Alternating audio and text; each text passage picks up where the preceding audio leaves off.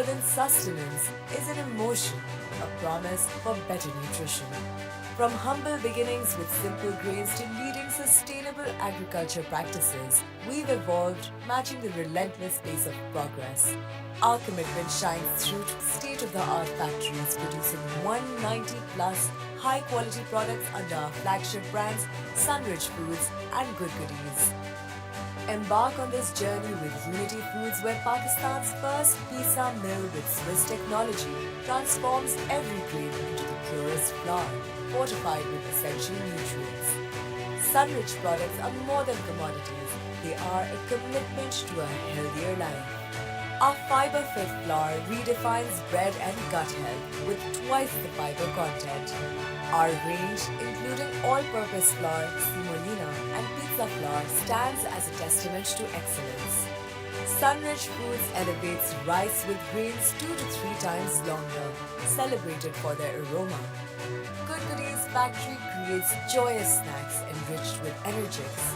Sunrich Bakery and Grocery Stores offers a holistic food experience with bakery items, groceries, and cakes, all handcrafted using Sunrich products.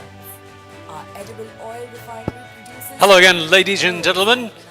Nice to see you all filtering back in. We're going to kick off the session fairly shortly. I know there's a ton of people still outside, but I hope they begin to filter in. We want to try and keep things on track as much as possible. So we'll begin our session in just a few minutes from now.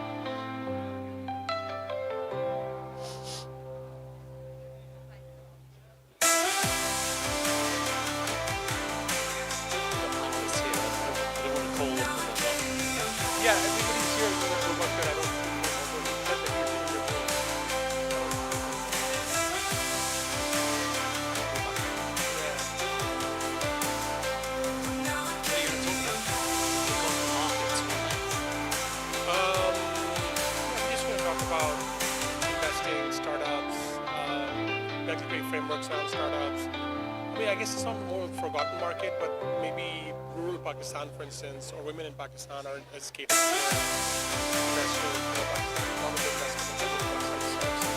So you're looking from a financial perspective. Yeah, but not just investment in startups and technology, right? Just using digital to transform Pakistan. I think that's pretty the crux of it. All these guys around the panel are really tech guys who are doing investment in tech across different regions. There's lessons to be learned in Pakistan from Mexico, or that's from Egypt, or all the other places where these guys operate. And then we have the Pakistani guy on board who can really speak to the frameworks and how things are evolving. So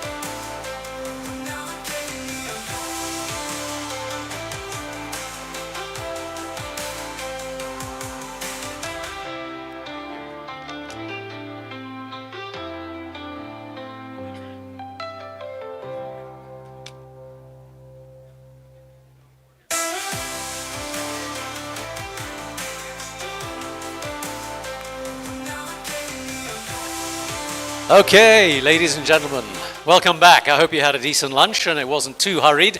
Mine was downed in approximately 4 seconds. But thanks for coming back.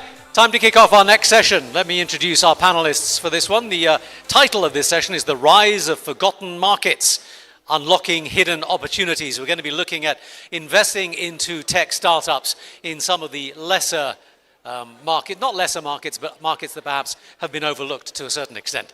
So our guests for this panel are, and please join me on the stage, Abu Bakr, the CEO of Pakistan Software Export Board. Ching-Ping Lin is the COO and a partner at Orbit Startups. Konstantin Makarov, Senior Executive Officer at Stratlink, and multiple others. Konstantin, thanks for joining us. Mohammad Ihab Hafez, Chief Executive Officer at Entelak Holding Egypt. Emmanuel Quezada, CEO and founder of Utopia. And moderating this particular session, Usman Yusuf, Director of Nutshells Communication and Chairman of Pro-Pakistani. Welcome, panel. Please give them a warm round of applause, and let's go.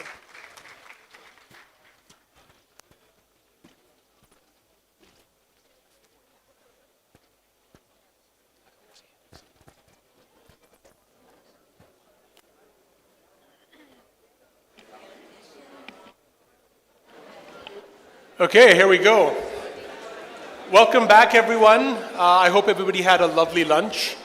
But as my professor used to say when we used to come back from our classes, especially after the lunch break, that if I see you or catch you snoozing, I'm going to call on you to answer a question. So I'm going to be keeping a close eye on everybody. So let's not let the food coma take over, and let's get involved with this session. I'm going to give you guys an opportunity to ask questions as well towards the end of the talk. So I have a fantastic panel lined up today, and what I'm going to start off with is to ask everyone to do a quick who, what, how. So I'll ask everyone to tell us who they are, what they do, and how do they do it, and that'll help us contextualize the rest of the conversation and the panel that we have today. So starting with Ching-Ping, CP, why don't you kick us off? Thank you so much. My name is Ching-Ping Lin. I am COO and partner at Orbit Startups. We are a venture capital firm that invests in emerging markets, including over 25 startups here in Pakistan. How we do it is we invest capital, but we also spend a significant amount of resources in working side by side with those startups to grow their businesses. So we are both investing our know-how from other markets in our ability to operate companies as well as capital. Thanks, CP. Konstantin? Thank you for having me here. Konstantin Makarov. I'm the Senior Executive Officer of Stratlink. We are an advisory firm focused on emerging and frontier markets. We have offices in sub-Saharan Africa based in Nairobi, used to have an office here based in Karachi and in Dubai as well. Our focus is mainly on M&A advisory and to bring international investors and multinationals into emerging markets. How we do it is by working with what we view as dispelling the perceived risk of what the emerging markets are and highlighting what the opportunities are. Hello, everyone. Thank you for having me. Thank you for Nutshell for this invitation. I'm Mohammad Ihab, CEO of Entelak Holding. We are a think tank and consulting firm based in Egypt with pure focus on entrepreneurship, tech investments, and talent. We are trying to empower businesses, investors, and governments with everything when it comes to data-driven and policy-driven solutions. So our bread and butter is mainly the research and data and public policy. Yes. Hello, Pakistan. Hello, Islamabad. Thank you for welcoming us. I'm Emmanuel Quezada, and I'm the CEO of Utopia. Utopia is a company that focuses on crypto, AI, and emerging markets. And as well, I represent internationally the national political party Patria from Mexico. Hello, hi, my name is Abu Bakr. I'm the CEO for Pakistan Software Export Board. A little bit of a background for myself, and then I'll tell you what about Pakistan Software Export Board is. I joined Pakistan Software Export Board 5 months ago. My experience or background, it's mostly in the US. I spent the last 30 plus years in the US working in the tech sector, in the private equity, venture capital, and mostly in the C-suite for a large organization. So I understand what the challenges are because I've done the work on the other side. And then after spending 30 years in the US, I decided to come back and do my part. What our Pakistan Software Export Board does is we have a very single mandate and very clear mandate. Our job is to help the companies, facilitate the companies to increase the software exports of the country.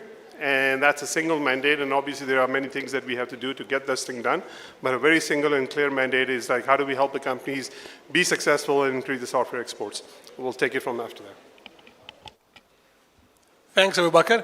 So as you can all see, we have a truly global panel assembled here.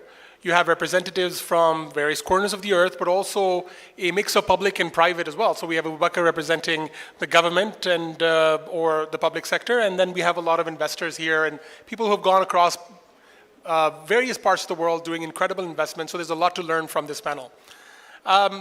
Just by way of introduction as well, I mean, I'm a director at Nutshell, but I wear several other hats. I work in publishing, in media, in F&B.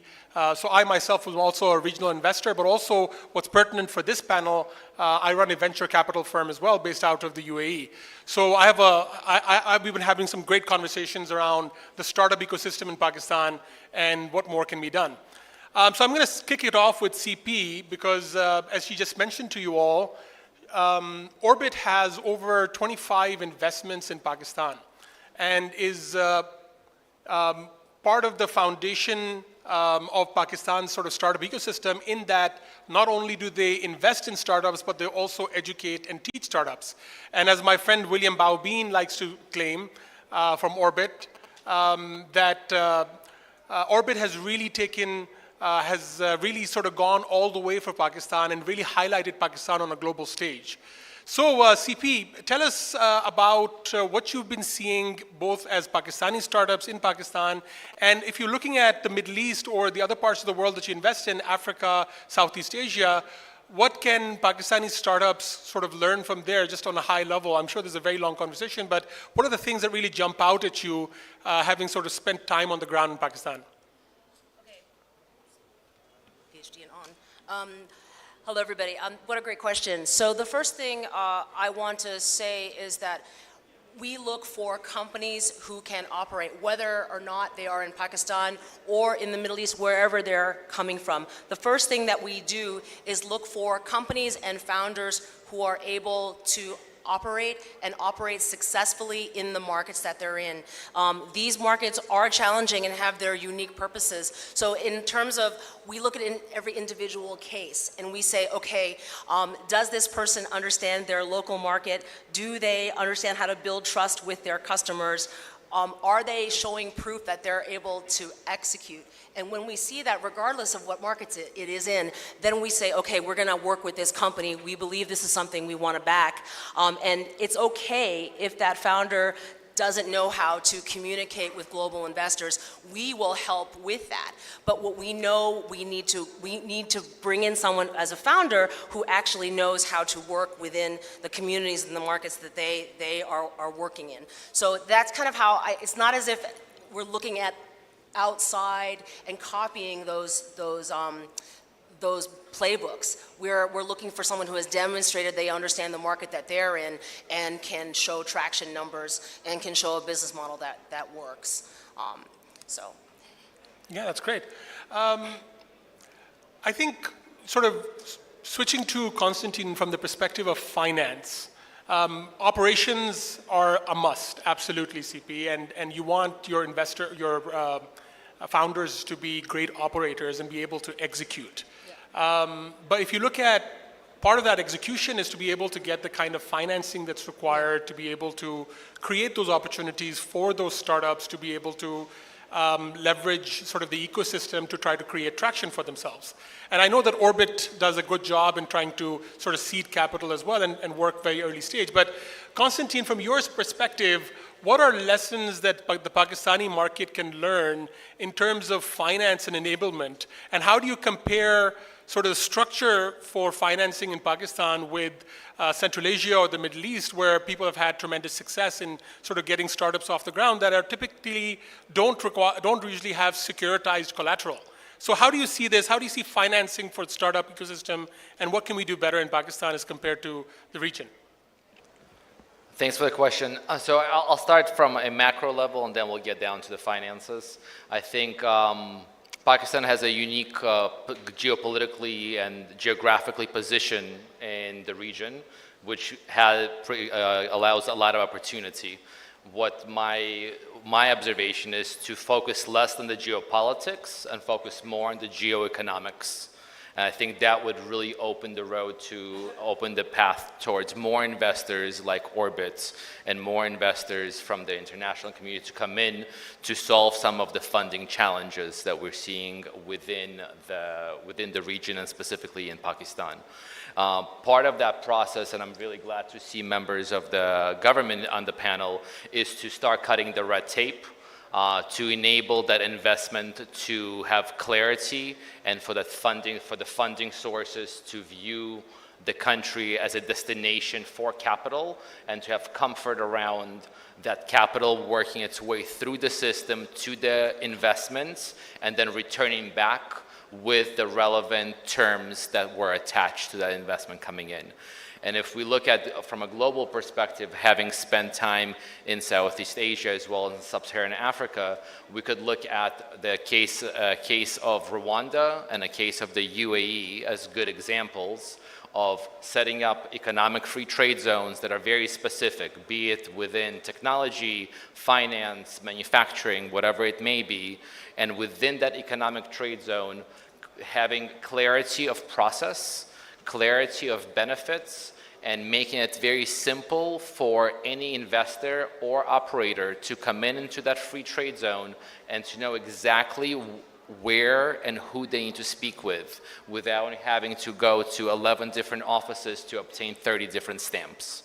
And I think that's on a big level. From a financing perspective, we have seen a big shift towards blended finance in terms of enabling for that finance to trickle into less popular destinations. When we talk about blended finance, we're talking about formal finance, concessionary finance from development partners, private capital from the local banking institutions, and obviously you would need to have a de-risking element from development partners that will de-risk that investment specifically for early stage companies who do not have assets to illustrate, to obtain a loan, specifically when it comes to debts.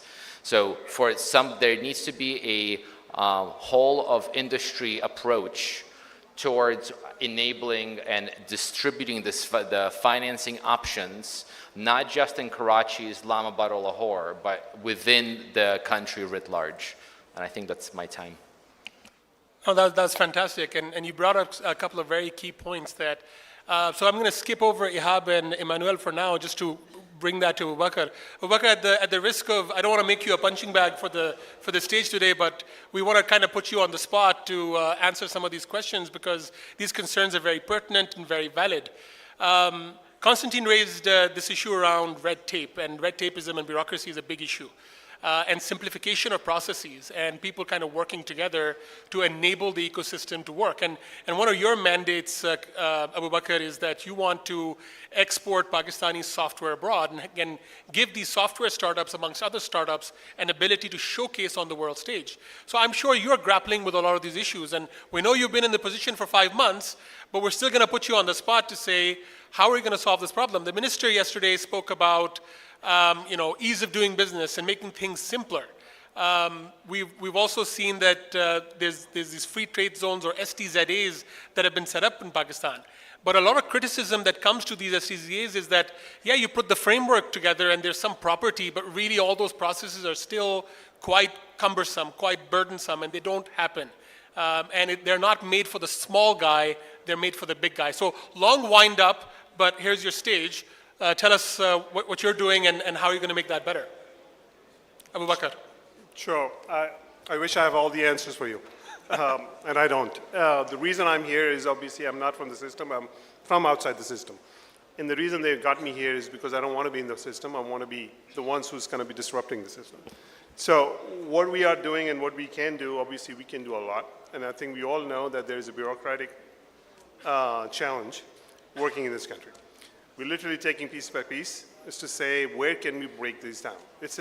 I wish it was a very easy and simple solution to it, to say, let's just dismantle all these adequate processes and bureaucracy into it, but let's focus on how we can get the investors, entrepreneurs, founders to do what we can do. That's our focus for now. I know that will create more questions to say, what about the people who are already there? What about the people who are there? But we can only take the bites and chunks and tell you what we can do. If we can enable these companies, that's our mandate. If I say there are 4 mandates for the Pakistan Software Export Board, I'll just very quickly rattle those things. It's like, what am I here? What do Pakistan Software Export Board? 4 mandates. One is, we have to create the demand. We have to create the demand generation, which means we have to go out, open the markets, work with the companies, enable and facilitate the companies to go out and do that. And we do a lot of different things for that. I'm not going to go through the list. One of them is obviously we go out and present ourselves and brand Pakistan into different international events and stuff. Like last 12 months, we did 24 events. We make sure that we are remembered, or when the conferences are over, as that the Pakistan is the tech destination, or is emerging the tech destination of the future. So that's probably the demand generation side. And the second part is, how do we meet the demands with this quality of supply?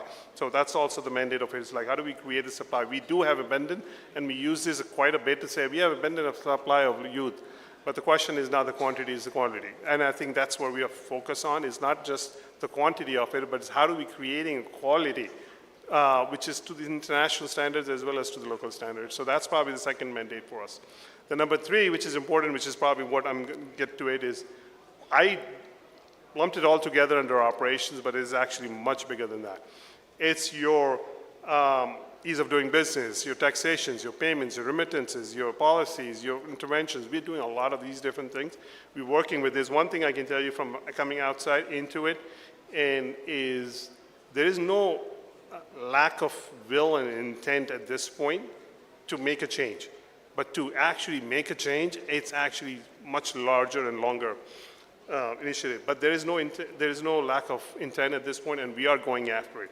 I'll just share a couple of things that we're working very diligently. We had like 6 meetings already with on the payments, taxation, remittance side of things, with FBR, State Bank, Finance Minister. Everybody is on board, and we are presenting, and hopefully some good things will come in the next budget for some of those reliefs that we've been looking for. Because a lot of companies, because we represent, or we ask the industry, and industry tell us what are the burning points, so we're looking at that.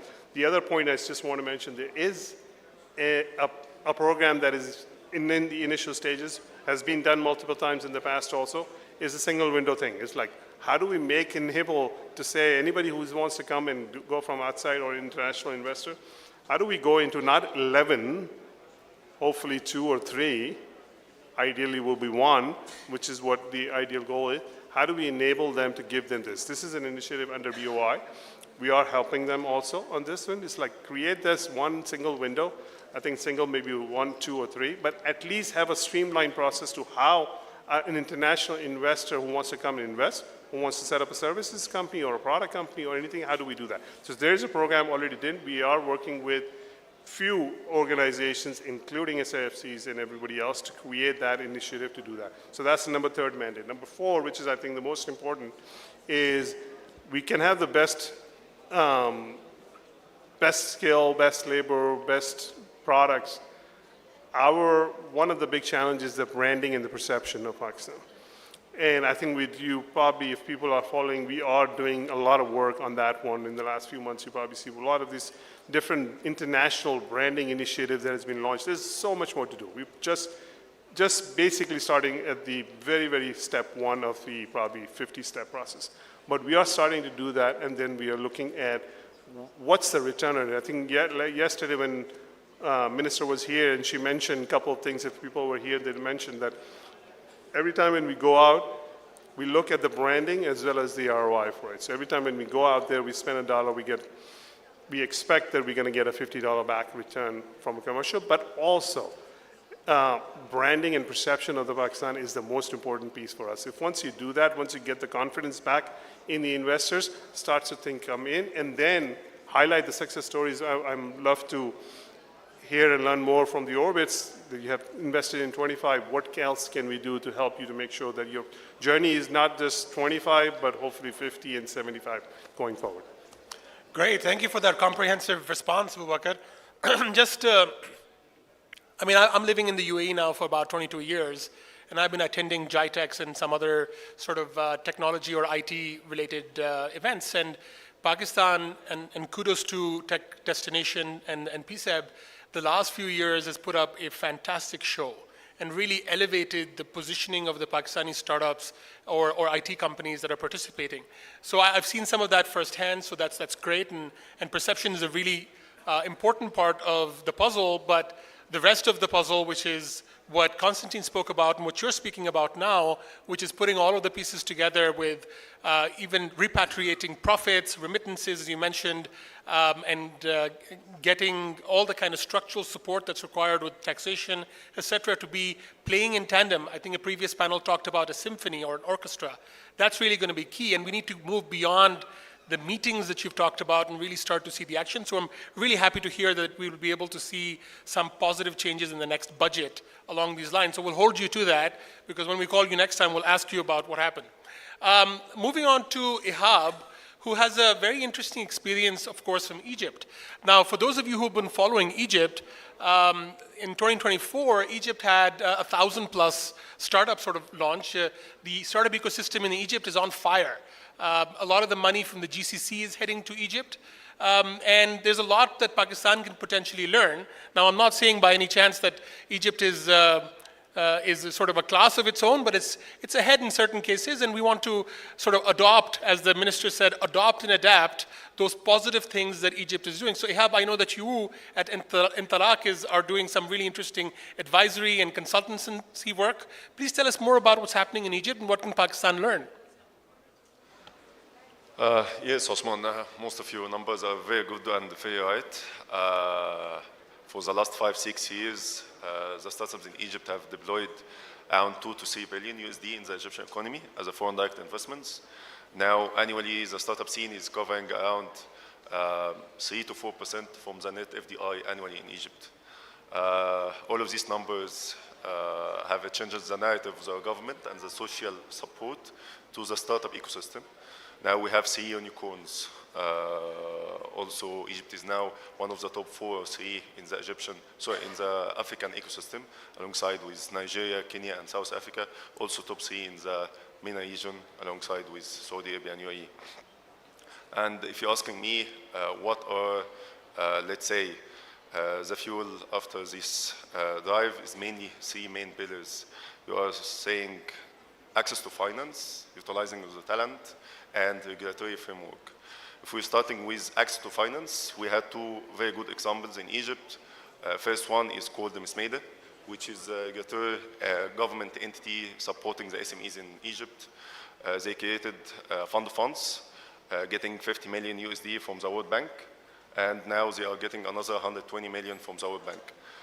Just in numbers, every 1 USD that MISMEDA has deployed in the Egyptian ecosystem, Egypt has got 8x of this 1 USD as a direct investments, and another 15x as indirect investments to the Egyptian economy. Another good example is VC, which is called Egypt Ventures, which was the first governmental VC between Egypt and Saudi Arabia. It was a small VC, around 30 to 40 million USD, but back then in 2018, it was a big move to, let's say, make more prosperity for this ecosystem. When you are talking about utilizing of the talent, you are talking around 3.5 million Egyptian students in the university. 750,000 are graduating annually. So it's a big, big pool of talent now. Also, after the huge devaluations that we have in Egypt, that talent is much more affordable now. It's much more competitive. You are talking about well-spoken English population. 5 to 6 French-spoken Egyptian students or residents in Egypt, at least 2 to 3 Deutsch-speaking residents. So talent is a very good thing. Now the Ministry of Communications are creating these creative hubs along all the governorates in Egypt as university incubators. Now they have this presidential initiative called the Tahaluf al-Tanmiyya, which is an initiative with 1 billion EGB as a budget, which is around 20 million USD. They are dividing Egypt into 5 governorates, each 5 regions. Each region will have a consortium of a private sector investor, academia, startups, and incubators and VC. All of these consortiums will create investment clusters focusing on specific indices for each region. So this is a big move for the next 3 years. And when you are talking about regulatory framework, from our side as Interlock, the first policy recommendation 2-3 years ago was we are telling the policymakers and government in Egypt that we need a unified governmental entity that just focusing on innovation and entrepreneurship in Egypt for the next 5 to 6 years as making a vision for 2030. And now we have something by the initiative of the Prime Minister called the Ministerial Group, just focusing on entrepreneurship in Egypt. It's headed by the Minister of Planning, Economic Development and International Cooperation, Dr. Ania Mouchat, and they are working closely with the private sector now, just initiating startup charter for the next 5 to 6 years. So if you are telling me Pakistan and Egypt are very similar when you are talking around the talent pool, the market size, the macroeconomic overview for both of the countries here, you have to unlock the talent pool. You have to look for supportive ecosystems, building this. You have to invest in local connectors like Nutshell for connecting the public, the private, and the international organizations and the startup scene. So all of that is much needed as our country is mainly the most important thing more than the product market fit is mainly the policy market fit for these countries. Yeah, that's it. Fantastic. Yeah, policy market fit. I mean, that's really illuminating. Ihab, it's also very interesting to see that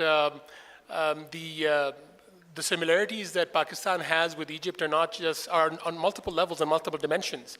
We have obviously technological sort of similarity, and with our youth population and people who can speak English and have technology sort of expertise and talent pool, but also from a political structure standpoint, there's quite a few sort of similarities as well with how Egypt is structured and Pakistan is structured. So much to learn there.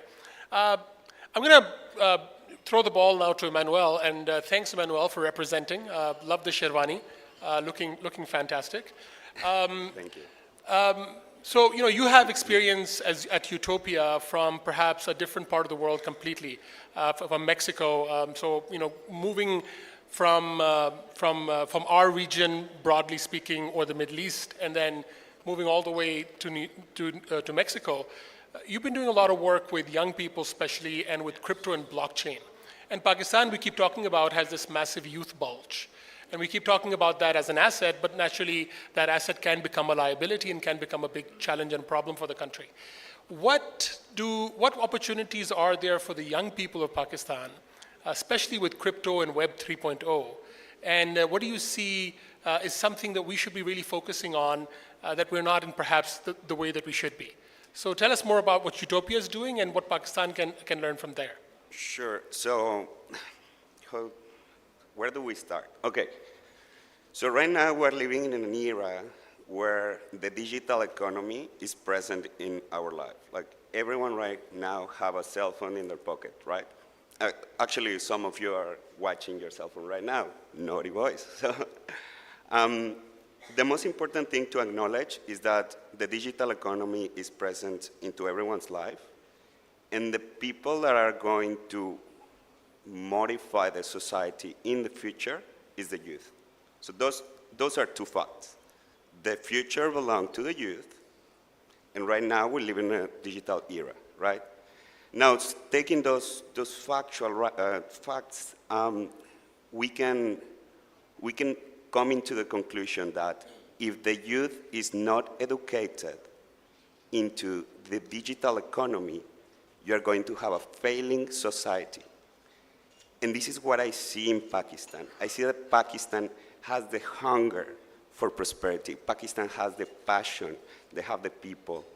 They have the resources. They have the brains. And especially they have the youth. You have right now countries such as Korea or Japan where they're craving for youth. You guys are even exporting youth. So Pakistan right now is is in the right moment, at the right time, with the right people to do something incredible. And I know that Pakistan will be dominating the future of digital economy. Now, thank you.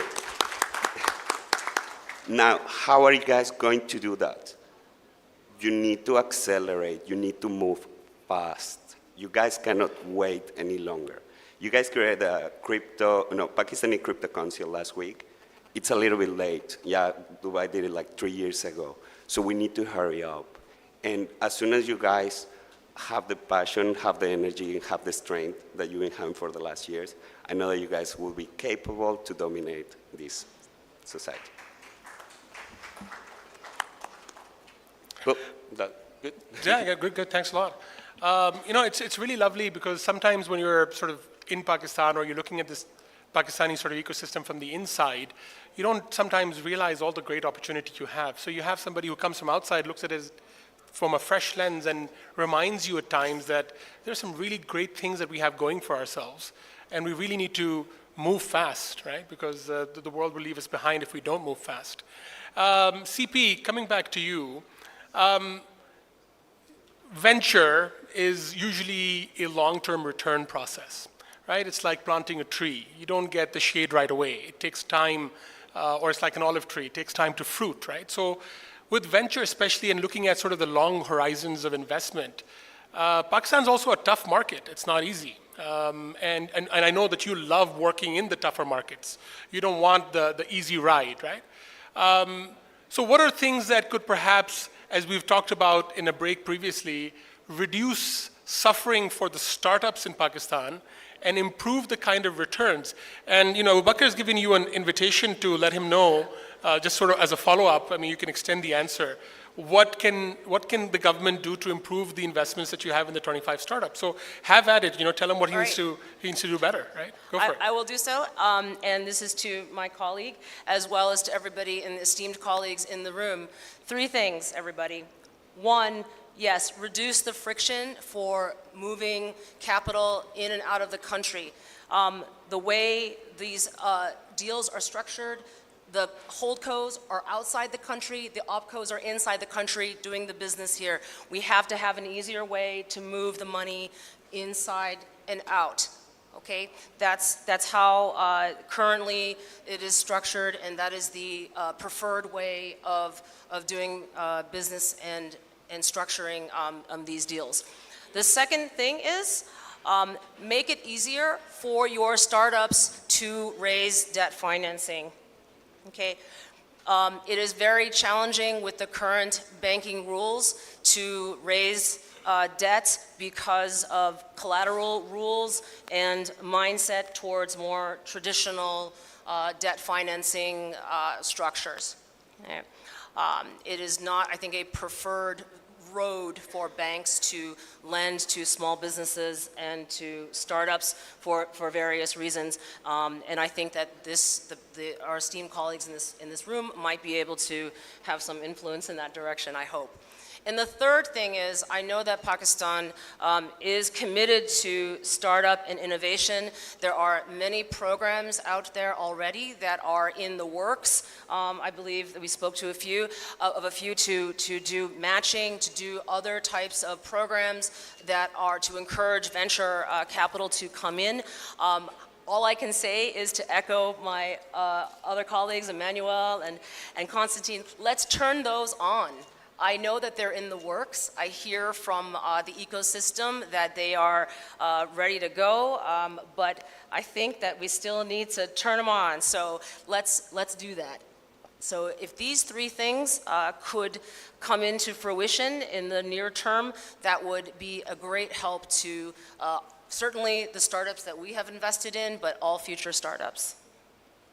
Yeah, so 1, 2, 3. There you go.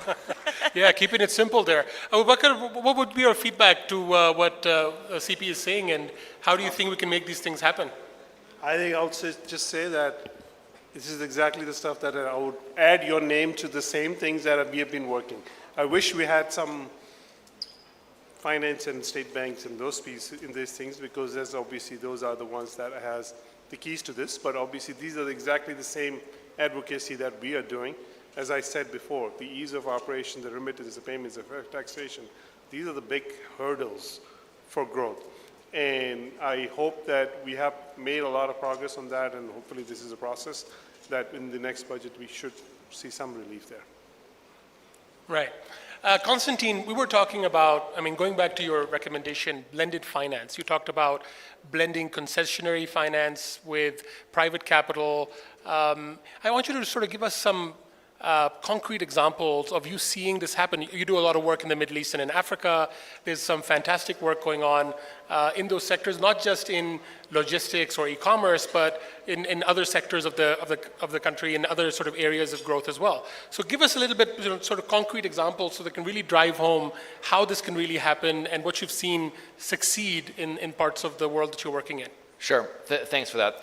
I'll say two things. I'll answer your question, but I think we would be remiss if we didn't discuss a very important challenge that Pakistan has, and that's rural versus urban, right? When you're looking at a large population like Pakistan has, which is over 250 million people, you have 3 engines of growth currently, which are your 3 largest cities, which represent less than 15% of the total population. So if we don't look at a policy that brings in the rural community along for the ride of prosperity, it creates secondary and tertiary problems in the future. So if we look at an example from a sub-Saharan African perspective, there's a lot of talk about crypto and digital and AI we heard this morning, which is very exciting. But in order to really capture all of that, the rural community has to feel like they're participating in that prosperity. So if we look at the case of sub-Saharan Africa, we talk about digital money and the ease of transferring those remittances or potentially paying for school fees in the urban cities. If you don't have a smartphone today, you can't necessarily participate with a Jazz Cash or Easy Pesa.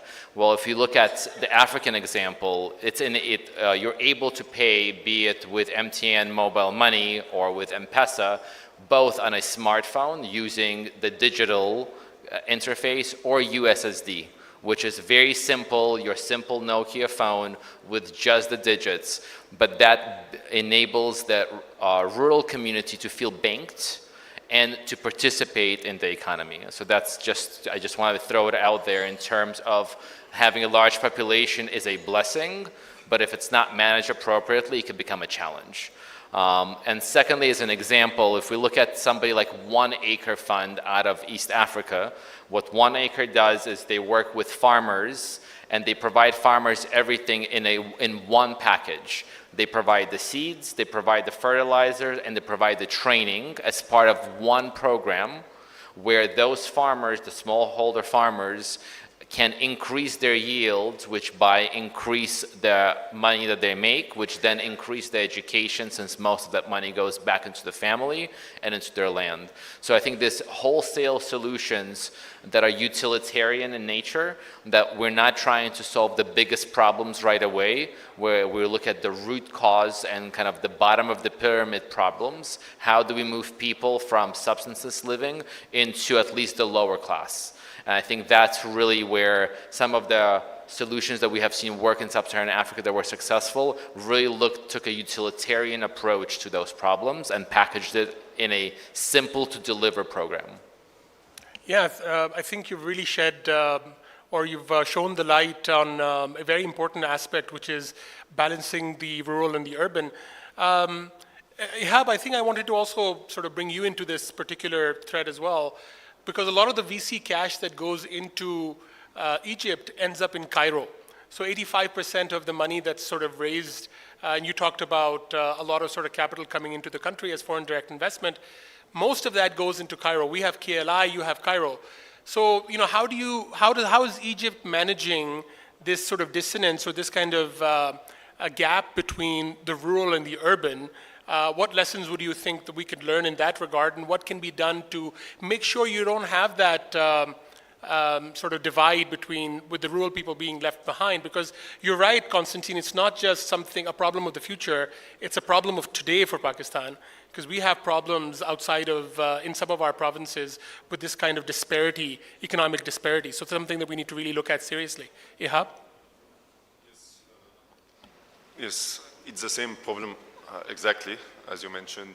Last study was telling us that 93% of the co-founders of the 80 most funded startups in Egypt are coming from only 4 universities in Cairo.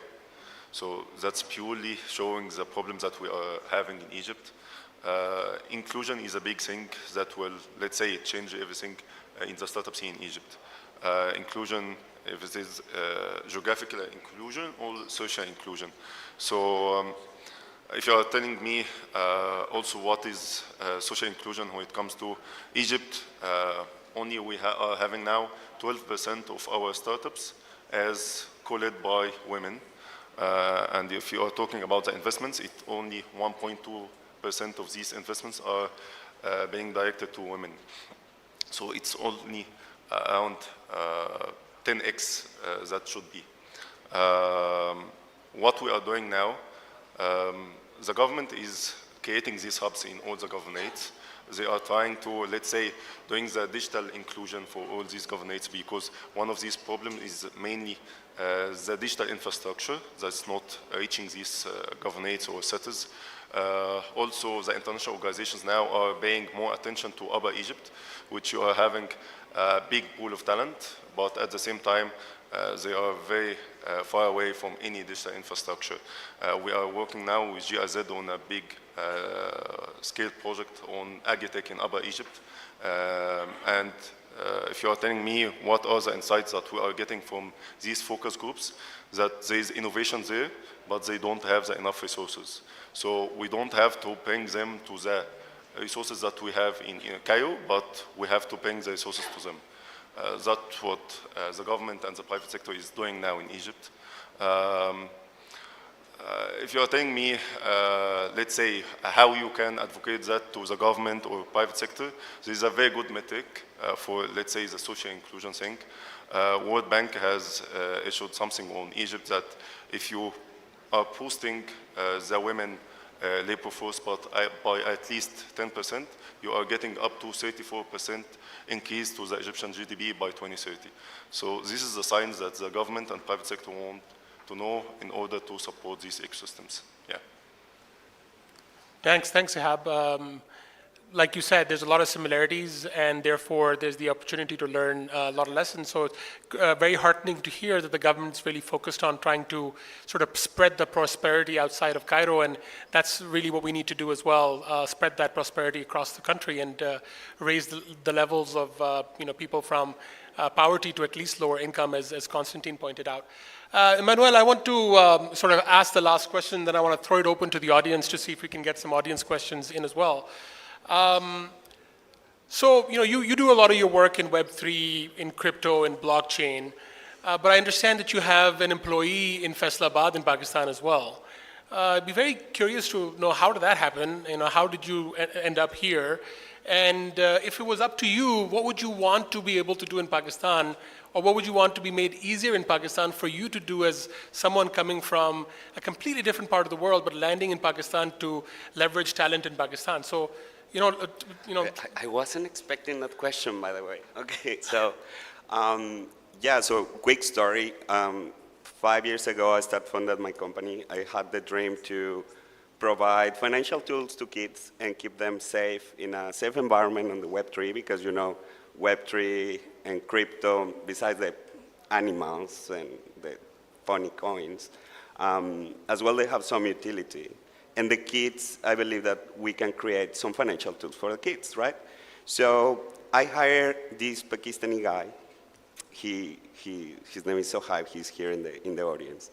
I hired him around 5 years ago with the purpose of help me to research, help me to understand what was the crypto industry, how was this going to affect the future. Since then, I started to pay him in cryptocurrencies. So that was 5 years ago. I hope that he doesn't get in trouble, so sorry. So I started to pay him in cryptocurrencies. And he had no idea what it was crypto. He had no idea what it was a wallet. He had no idea what to do with the crypto. but he say, okay, looks like a good opportunity.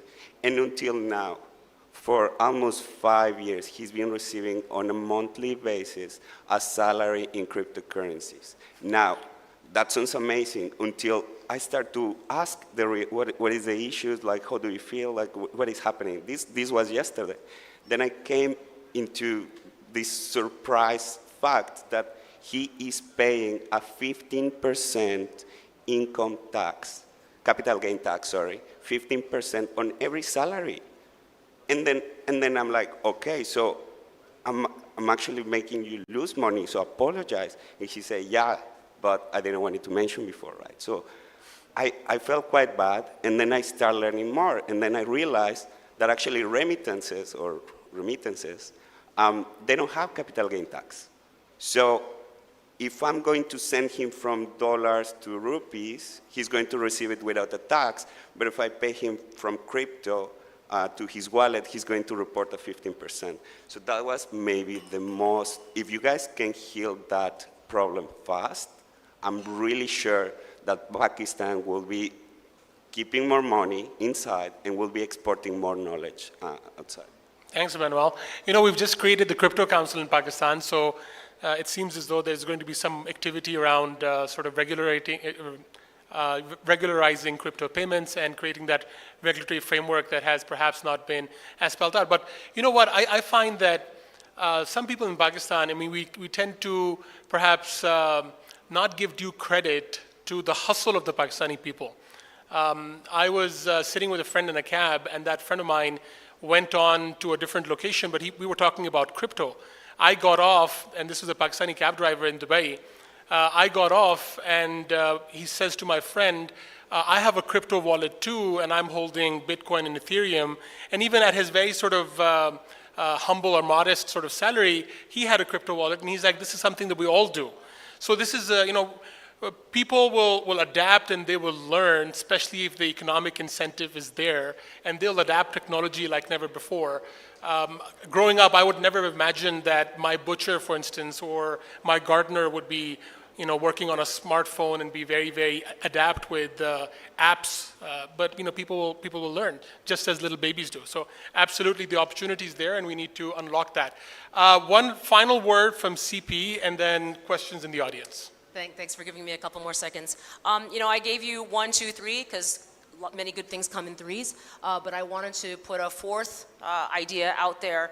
We know that many of the things I talked about in 1, 2, 3 might need to come from government, and there may be a process for that. But I want to encourage everybody in this room that one of the challenges that we see when we go to raise capital for our startups is we get questioned as to why some of these startups have not been invested by local Pakistani investors.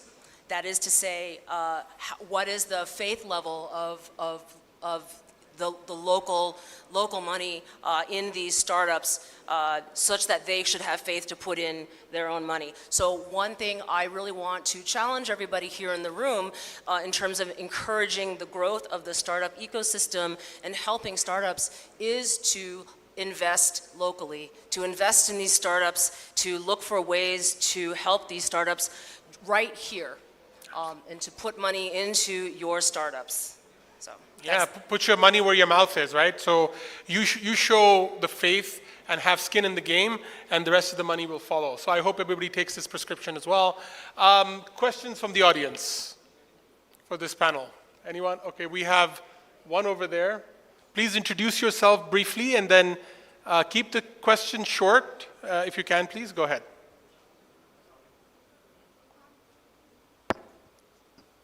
Hello everyone, Assalamu alaikum. My name is Mohammad Subhan, and I am a tech-empowered social entrepreneur. My question is from Mr. Emmanuel, sir. As you have worked in Pakistani market and you know very well about the Pakistani market, my question from you is that crypto operates in grey market in many countries like Pakistan. So what regulatory framework should we adapt to attract the international investors in the field of crypto? Thank you. Wow, good question. So I will say, look at what America did within a month. and then look what UAE is actually doing right now. UAE is so advanced. Dubai, Bara, they're such a powerful country in terms of regulations. You guys don't need to reinvent the wheel. Just copy what other people are doing. It's going to be faster. It's going to be cheaper. And if you see what they're doing in their economy, at least you can see that there actually already some mistakes. So learn from other people's mistakes. Don't make your own mistakes.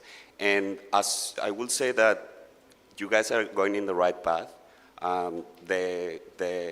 The office that got open last week on Pakistani Crypto Council, it's definitely going to have a lot of future and a lot of impact in the crypto and tech startups of Pakistan. Thanks, Emmanuel. Any other questions? Oh, there's one over there.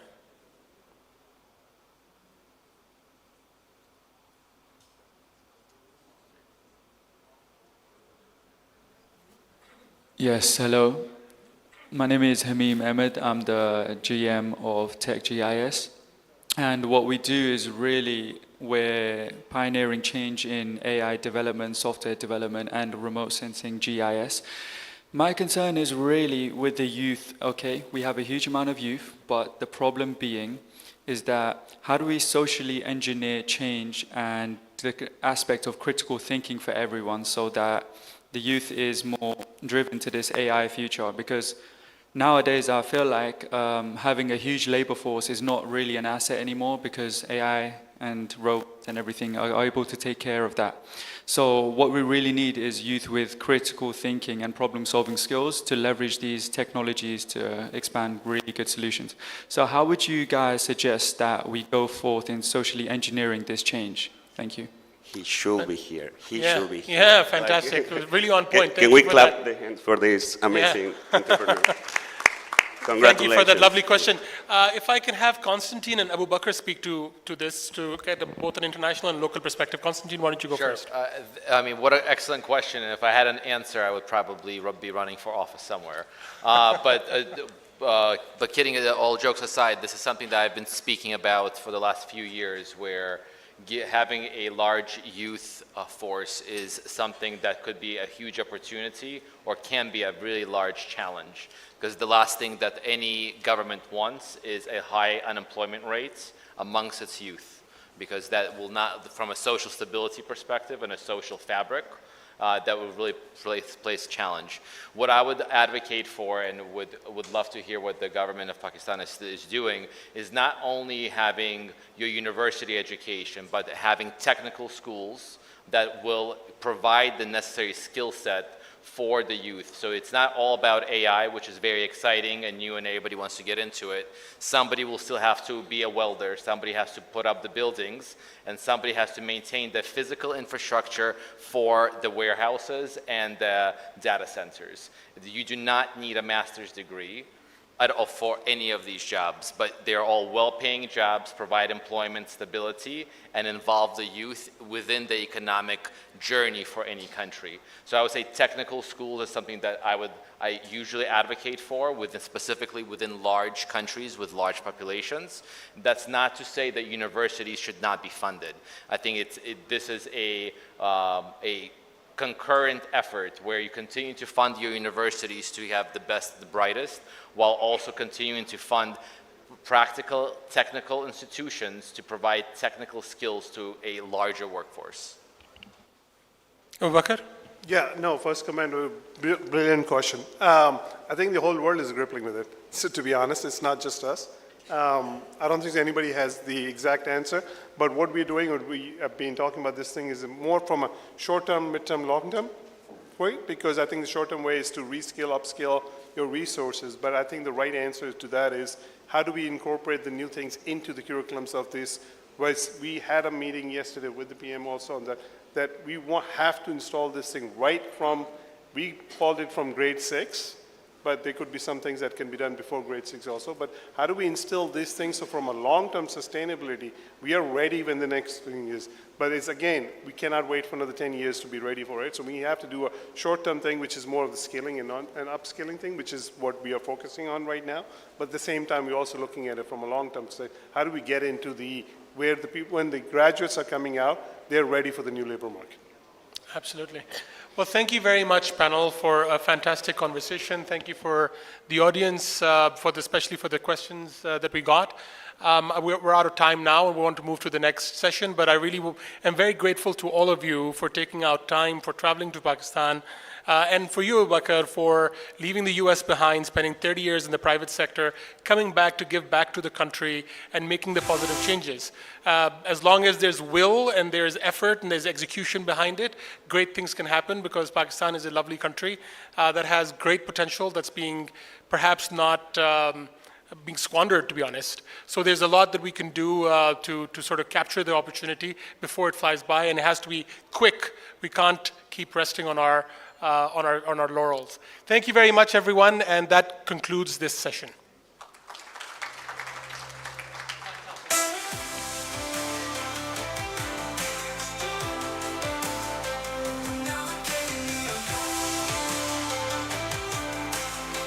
Usman, thank you very much indeed, and panel, thank you very much indeed. Don't go anywhere. Don't go anywhere. We still have our presentations to do.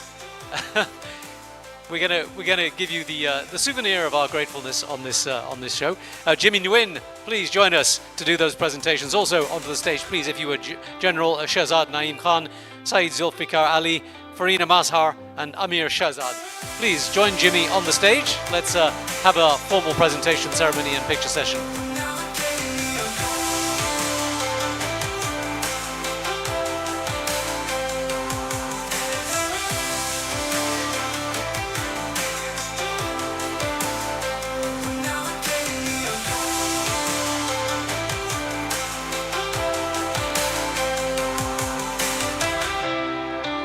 Here come the gifts.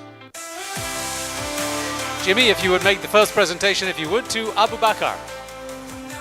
Abu Bakr, please step forward. Thank you for your contribution.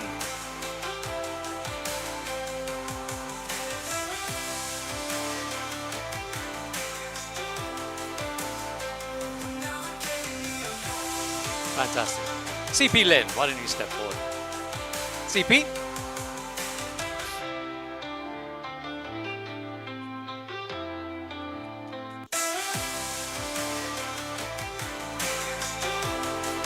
Konstantin Makarov.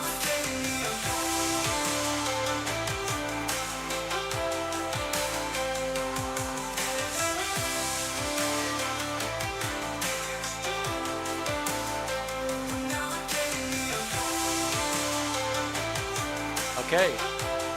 Mohammad Ihab, step forward, please.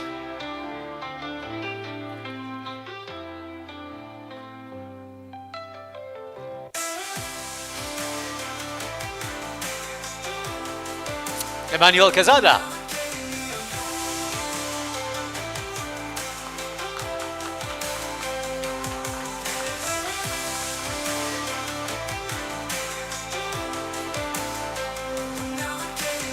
And our moderator, Usman Yusuf. A round of applause for all of them, please, folks.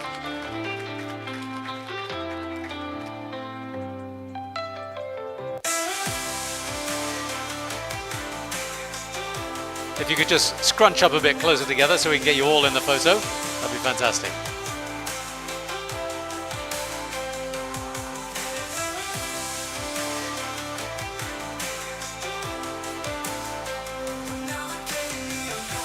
Great stuff. Ladies and gentlemen, thank you very much indeed. Great panel.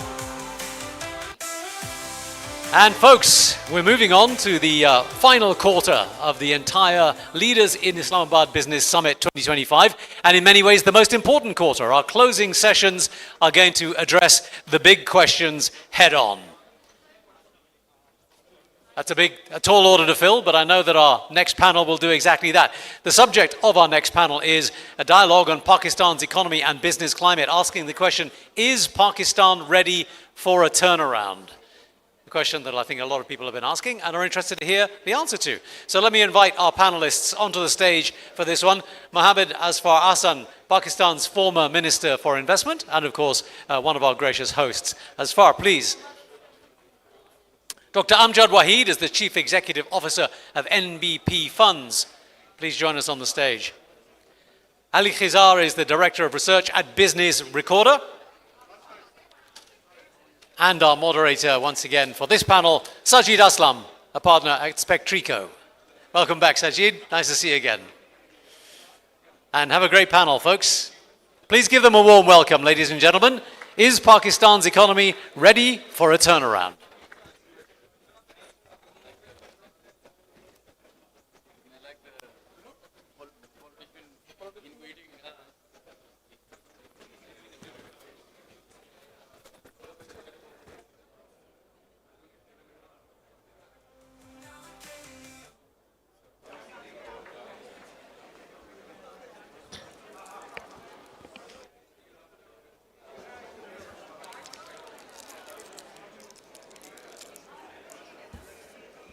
Assalamu alaikum and very good afternoon. Guys, I think it's an important question which we are going to ask, and believe me, we're going to ask the question not to the panelists only, to the audience as well. So if we can settle down, if we can please settle down. So I think my first question, not to the panelists, but to the audience, how many people sitting here believe that the Pakistan is ready for turnaround? Raise your hand, please. We have got very few. Okay, so, sorry? Yeah, if we can have a little silence there, guys. Okay, so, yeah, please, thank you. Thank you, guys. So going back to the original question, so how many people believe, I ask again, that Pakistan is ready for turnaround? Raise your hand. Okay. Thank you guys who have raised their hand. How many people believe they know how to turn around Pakistan? Okay, still very few. How many people want to see Pakistan turned around? Great, thank you. So there's a wishful thinking. There are people who believe it can, and there are people who know how, right? So this is the key question which we are going to explore. We want this turnaround. There are people who believe it can be done, and there are people in the room who know how. So I think that's where we will explore first thing. Dr. Amjad, what's your view when we are looking at Pakistan and the current state of economy and the business climate? Where do you see Pakistan as a current state, and what do you believe what we can do to turn around? And we are not talking about the 20-year, 30-year plan. We are talking about something which can be done as a top 1, 2, 3 things in the next 3 to 5 years. Thank you, Sajid. So I think if you go back a couple of years, in terms of our reserves, in terms of inflation and so on, interest rates, the direction was sort of going down. I think we are in a stability phase right now, where we're seeing that inflation is under control. Our external debt servicing payments have been made in time. And the current account deficit is pretty much, manageable now. The imports have been reduced significantly with the currency devaluation and so on. So in several measures, we see a stability. We are not in a growth phase right now. I think a lot of structural changes need to be made for us to move forward. And I think whereas the current account deficit is now manageable, the fiscal deficit still is around 7% or so. So in terms of broadening the tax base, in terms of reducing the size of the government, because what we have seen in the last 10, 15 years, whereas the revenues have grown very well, the government expenditures have also grown quite substantially. So the fiscal deficit has not come down. And what the need is that on the one hand, we need to increase our tax base, and on the other hand, we need to reduce the size of the government, okay? It has just grown substantially, both federal government and provincial government, and it's just not manageable. And one of the key component there is the fiscal support that is given by the government to the state-owned enterprises, which is about 1.6 trillion rupees per annum. So I think there's a need to privatize these state-owned enterprises and reduce the burden of the government. But I think on the expenditure side, especially in terms of our investment in human capital, I think that has been lacking for several decades. If you look at our school enrollment, about 45% children or about 23 million children are not going to school at all. If you look at even those children who are going to school, especially government schools, the quality of education is very low. So about 75% of our children are either getting no education at all or getting very poor quality of education. And education is the foundation. Studies have shown that the single most important determinant of economic growth in the medium to long term is education. So if you look at countries like China, even, their secondary school enrollment go back 50 years was only like 25%, and today it's in the 90s%. Our secondary school enrollment is now 45%, whereas India and Bangladesh is 80%. So I think any plan to revive the economy has to start with investing in education. Studies have shown that $1 of investment in education increases the GDP of the country, the economy of the country by $20. Okay, so that's the value addition. One more critical factor which I believe has been ignored for a very long time is population planning. So our population has grown tremendously over the last 7 decades or so. So since 1971, whereas India and Bangladesh, the population growth rate has been about 1.7, 1.8%, ours has been 2.7%. And if we had grown our population at the same rate as India and Bangladesh, our population would not be 250 million, but something like about 160 million today. So 90 million less people to feed, to educate, to house, to provide jobs, to provide transportation. And when you have more people, the impact on the climate, the environment, all those issues come up. You do not have enough resources to educate them. And even if a small percentage of them move towards crime or militancy, it becomes very difficult to manage that. So I believe that education and population planning are two areas which have been long ignored. And we can talk all this high-tech, technology and all that, but if our people cannot read and write, technology is just a long shot. Thank you, Dr. Saab. So I think the key message is the macroeconomic side. We are getting a stability for the next 2-3 years, short-term years. What we are looking at is the tax base, size of the government, and the privatization to really create that fiscal space. And where you suggested that should be invested in education and the population side. Population size is a very controversial area, so I would definitely ask some of the question and bring some of the audience there. There's a question raised earlier as well, the size of the population, like if you look at China and India and some other Indonesia, they have got the same size or a bigger size, but they have got a certain economic benefit they have taken there. So we will bring that kind of conversation later from the audience side as well and from the panelists as well. Ali, coming to you, you are recently #1 for, thank you very much for Ali writing those articles. I think that was a real pleasure to read those one, and the analysis you are bringing out is great. So bringing out that key question, is Pakistan ready for turnaround? And if yes, so which are the area we should be focusing on? Some of the area Dr. Amjad already raised. So what you going to add on that side? Thank you, Sajid, for asking me this question. And I largely agree to the Dr. Saab. The thing is, with the macro indicators are pretty much he summed up on that. So the first thing on the macro side that we need to run primary fiscal surpluses for a few years, which is a painful process. And we ran a primary fiscal surplus last year, and we are in the process of having a surplus this year and expected to have a surplus next year.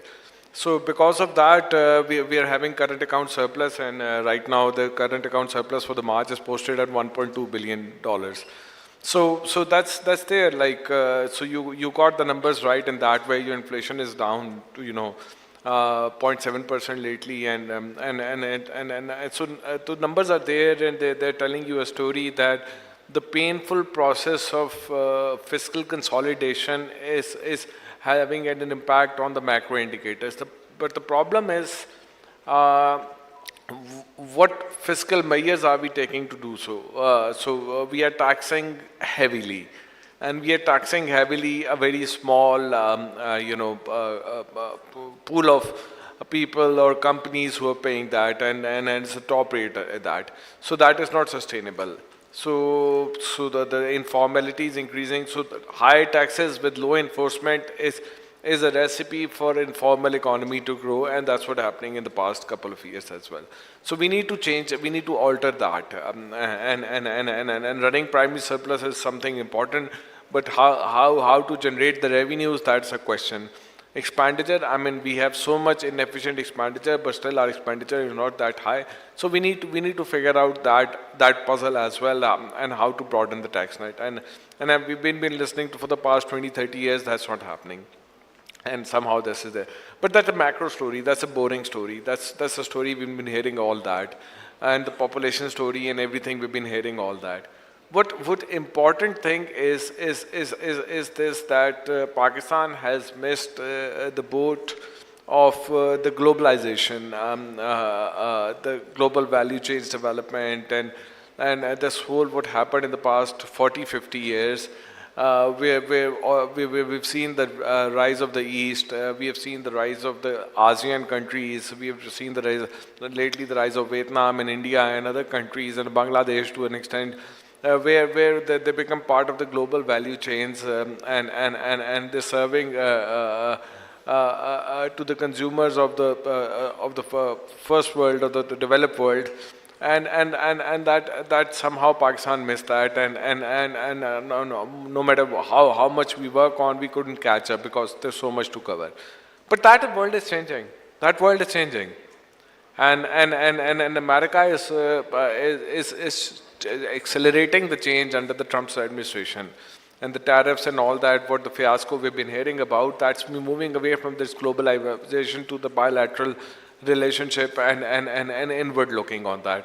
So there's an opportunity for Pakistan. It's a challenge, it's a bigger challenge for those countries, those who have moved up the ladder based on those factors. For example, Vietnam, Bangladesh are two countries which comparable to Pakistan in an extent, and they moved up really depending much upon the US imports and allocation from China to the other, and because of the low-cost resources in this globalized world. So they're going to suffer a lot going forward because the world is changing, and whatever the tariff eventually would come up, but the global trade will shrink, globalization will unwind a bit, and there's going to be a new world order. And so those countries who have moved up, they'll suffer. Those countries which fail to move up, there's an opportunity, because we can't go much beyond that. I mean, we couldn't bounce upon the opportunity what was there for the past 30 odd years. So what is going to have is something we are better ready to that, and we should be more ready for that. So that's an optimism I am having. That's how can you bring the change into this. Now, what is required to do beyond those the macro numbers and all that, what we all know what is required over there, is about something which talk about is about the education and educating the people.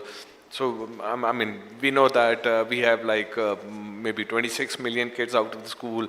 Then those within the school, maybe 60-70% can't read or right appropriately to the level, and so the level of education is very low and all that.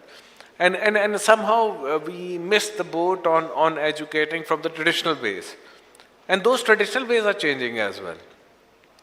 And those traditional ways are changing, and the days which we are coming us where the skill set required are very different. And we need to uplift people based on the modern skill set, based on using the technology, leveraging the technology. That is to move away from brick and mortar model and all that. So that's an opportunity for Pakistan to work on those lines to do so. So what we need to do is we need to impart the right skill to the people, and there are different categories where we can do on that is that. One is where they are educated, they perhaps a graduate or they're probably working and all that, but they could become a glorified clerk or something of that sort, which jobs are going to end and or not ended already. So that we need to impart certain skills which are aligned to the global place and where services are there. So we need to impart. Then we need to educate people beyond that. On that level, then we need to put our industry into order to create it, moving away from the economies which are going to suffer and using the bilateral leverages to work on that. So those are the areas we need to work on that. And then doing so, so we perhaps move up on the ladder. So the thing is this, we can go on and I can talk about those macro factors and all those and that, but perhaps the audience knows all that, and we all know the solution, and we know that the missing link is the political will within the system. It's not just the politician, the whole system. The whole system, bureaucracy, establishment, business community, and thank you, Ali. Is there, thank so you. Just to finish on this, you know, we need to think beyond that. We need to look forward. What are the requirements going forward 10 years down the road? What kind of industries and which markets we need to see, and how we impart the education, we work on that. So those are the links which are required to be addressed, and I think Pakistan is better positioned to gear that up because we are not going through a shock which other economies are. So that's somehow the optimism I'm leaving the thought with. Thank you. No, great point. So align yourself with the global value chain, align education around that, and make sure we look at the patterns and start working towards that.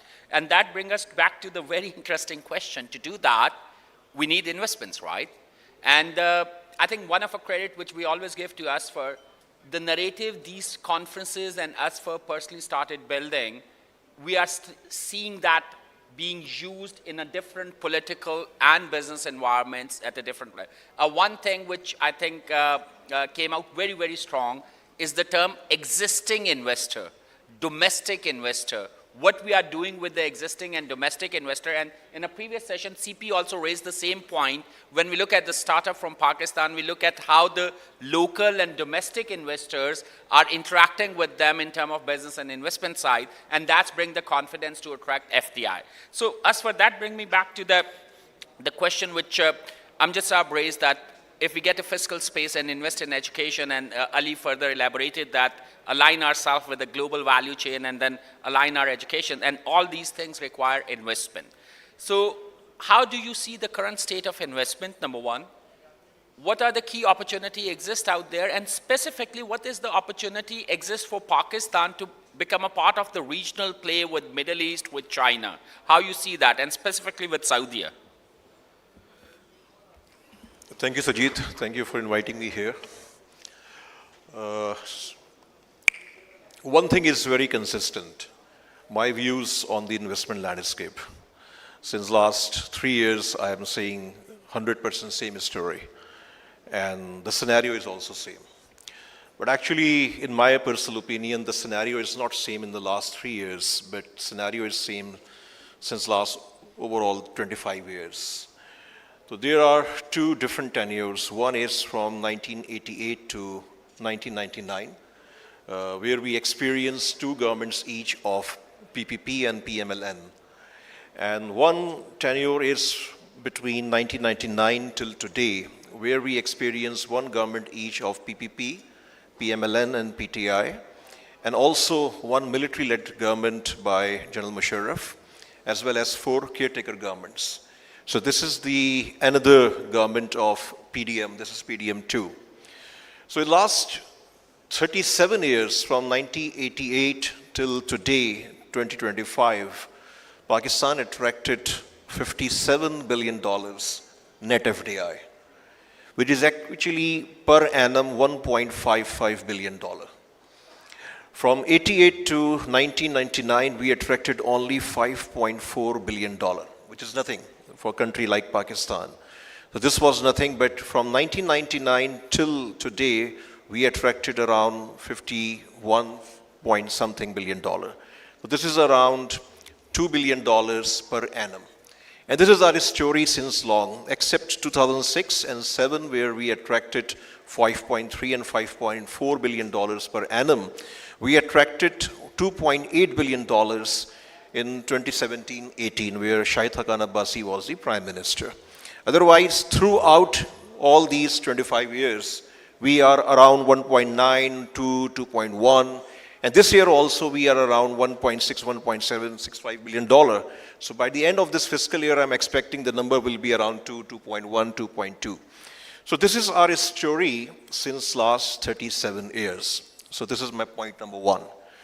Number 2 is and that we are talking about FDI, right? I'm talking about the net FDI after all the outflows. And this is the State Bank of Pakistan number. For example, during the General Musharraf era, we attracted $18.9 billion. During the PPP tenure from 8 to 13, we attracted $9.8 billion. During the PMLN tenure from 13 to 18, we attracted around $10.3 billion. During the PTI tenure of 3.5 years, we attracted $7.7 billion. Then PDM 1, we attracted $1.55 billion. During the caretaker government of Senator Anwar Kakar, we attracted $863 million during their 5 months tenure. And in the last fiscal year, we attracted around 1.65 billion dollars. So now 2 months left, so we are expecting 2.1 again. The story is same. So this is my point number 1. Number 2, we should understand that we are not a small European or an African or Middle Eastern or Far Eastern country. With a population of 250 million, as Dr. Amjad Waheed rightly said, we are world's 5th largest nation. So this is an opportunity as well as this is alarming situation as far as the Pakistani policies and the overall status are concerned. And I want to clarify that I'm here talking purely as a state of Pakistan. I'm not representing any government, I'm not representing any political party, I'm purely a practitioner and a technocrat. So this is the point 2 about our FDI numbers and also the population number. Number 3rd point I want to raise that if we are doing the comparison with our surrounding regions, so for example, India attracted last year $49.7 billion as the net FDI. Indonesia attracted $47 billion. This was last fiscal year. Vietnam attracted $36.67 billion. Malaysia, Turkey are around $11-12 billion. The Central Asian countries are also raised significant FDI. Then Qatar attracted around $29 billion. Oman attracted around $50 billion last year. In these last 2 years, they are growing like very good.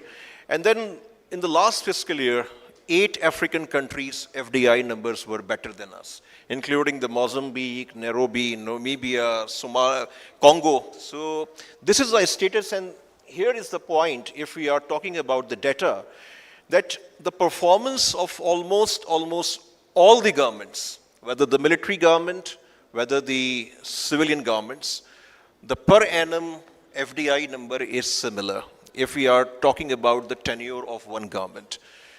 What is the root cause? The root cause is, as I said, that Pakistan is world's 5th largest nation. We can't manage or run, or we can't manage the progress of this country without a long-term plan, with ad hocism. In my opinion, there is no investment strategy till today We are a classic example of firefighting, and we are a classic example of ad hocism. So this is one reason. Number two is the continuation of policies. As I mentioned yesterday, as I mentioned today also, that you are changing the federal secretaries, you are changing the officials in the public sector without any breaks. In last 10 years, you appointed 12 chairmen of FBR. You appointed 10 or 11 Federal Secretary Finance. You appointed 7, 8 chairmen of Board of Investment. And this is the case of other ministries also. If someone is competent, a good secretary, performing good in any ministry, you are changing after 6 months, 8 months, 10 months. So this system is not working actually. So what is the need? There is a need to rethink about the overall infrastructure of investment and the economy. And there is a need to do a complete homework with a study of our surrounding regions where other countries are progressing. As I mentioned, that 8 small African countries' performance of investment were better than us. So this is actually a point where we should understand what they are doing, how they achieve the growth, how they are transforming their public sector, their government, their countries. For example, Central Asian country, you mentioned about the Saudi Arabia. Saudi Arabia invested $21 billion only in Uzbekistan in last 5 years. While in Pakistan, in last 15 years, Saudi Arabia NEFT FDI is around $500 million. So it's $500 million. All our other subsidies and, the support for the petrol and everything. So this is the case with all other countries of Middle East as well. So there is an opportunity in Saudi Arabia, as you asked. In my opinion, I always said that Riyadh is the most happening place today in the world as far as the business and economy is concerned. So their public investment fund size is $1 trillion. And by 2030, they will cross $2 trillion. And they are, I personally believe, as per my understanding, as per my direct interaction with their leadership, they are beyond serious to invest in Pakistan. There are 3 or 4 problems. One is our projects are not bankable. Number 2 is we are not facilitating their existing investors like Al Jumaih and many other investors. So here is a point that we should focus 80 to 90% on our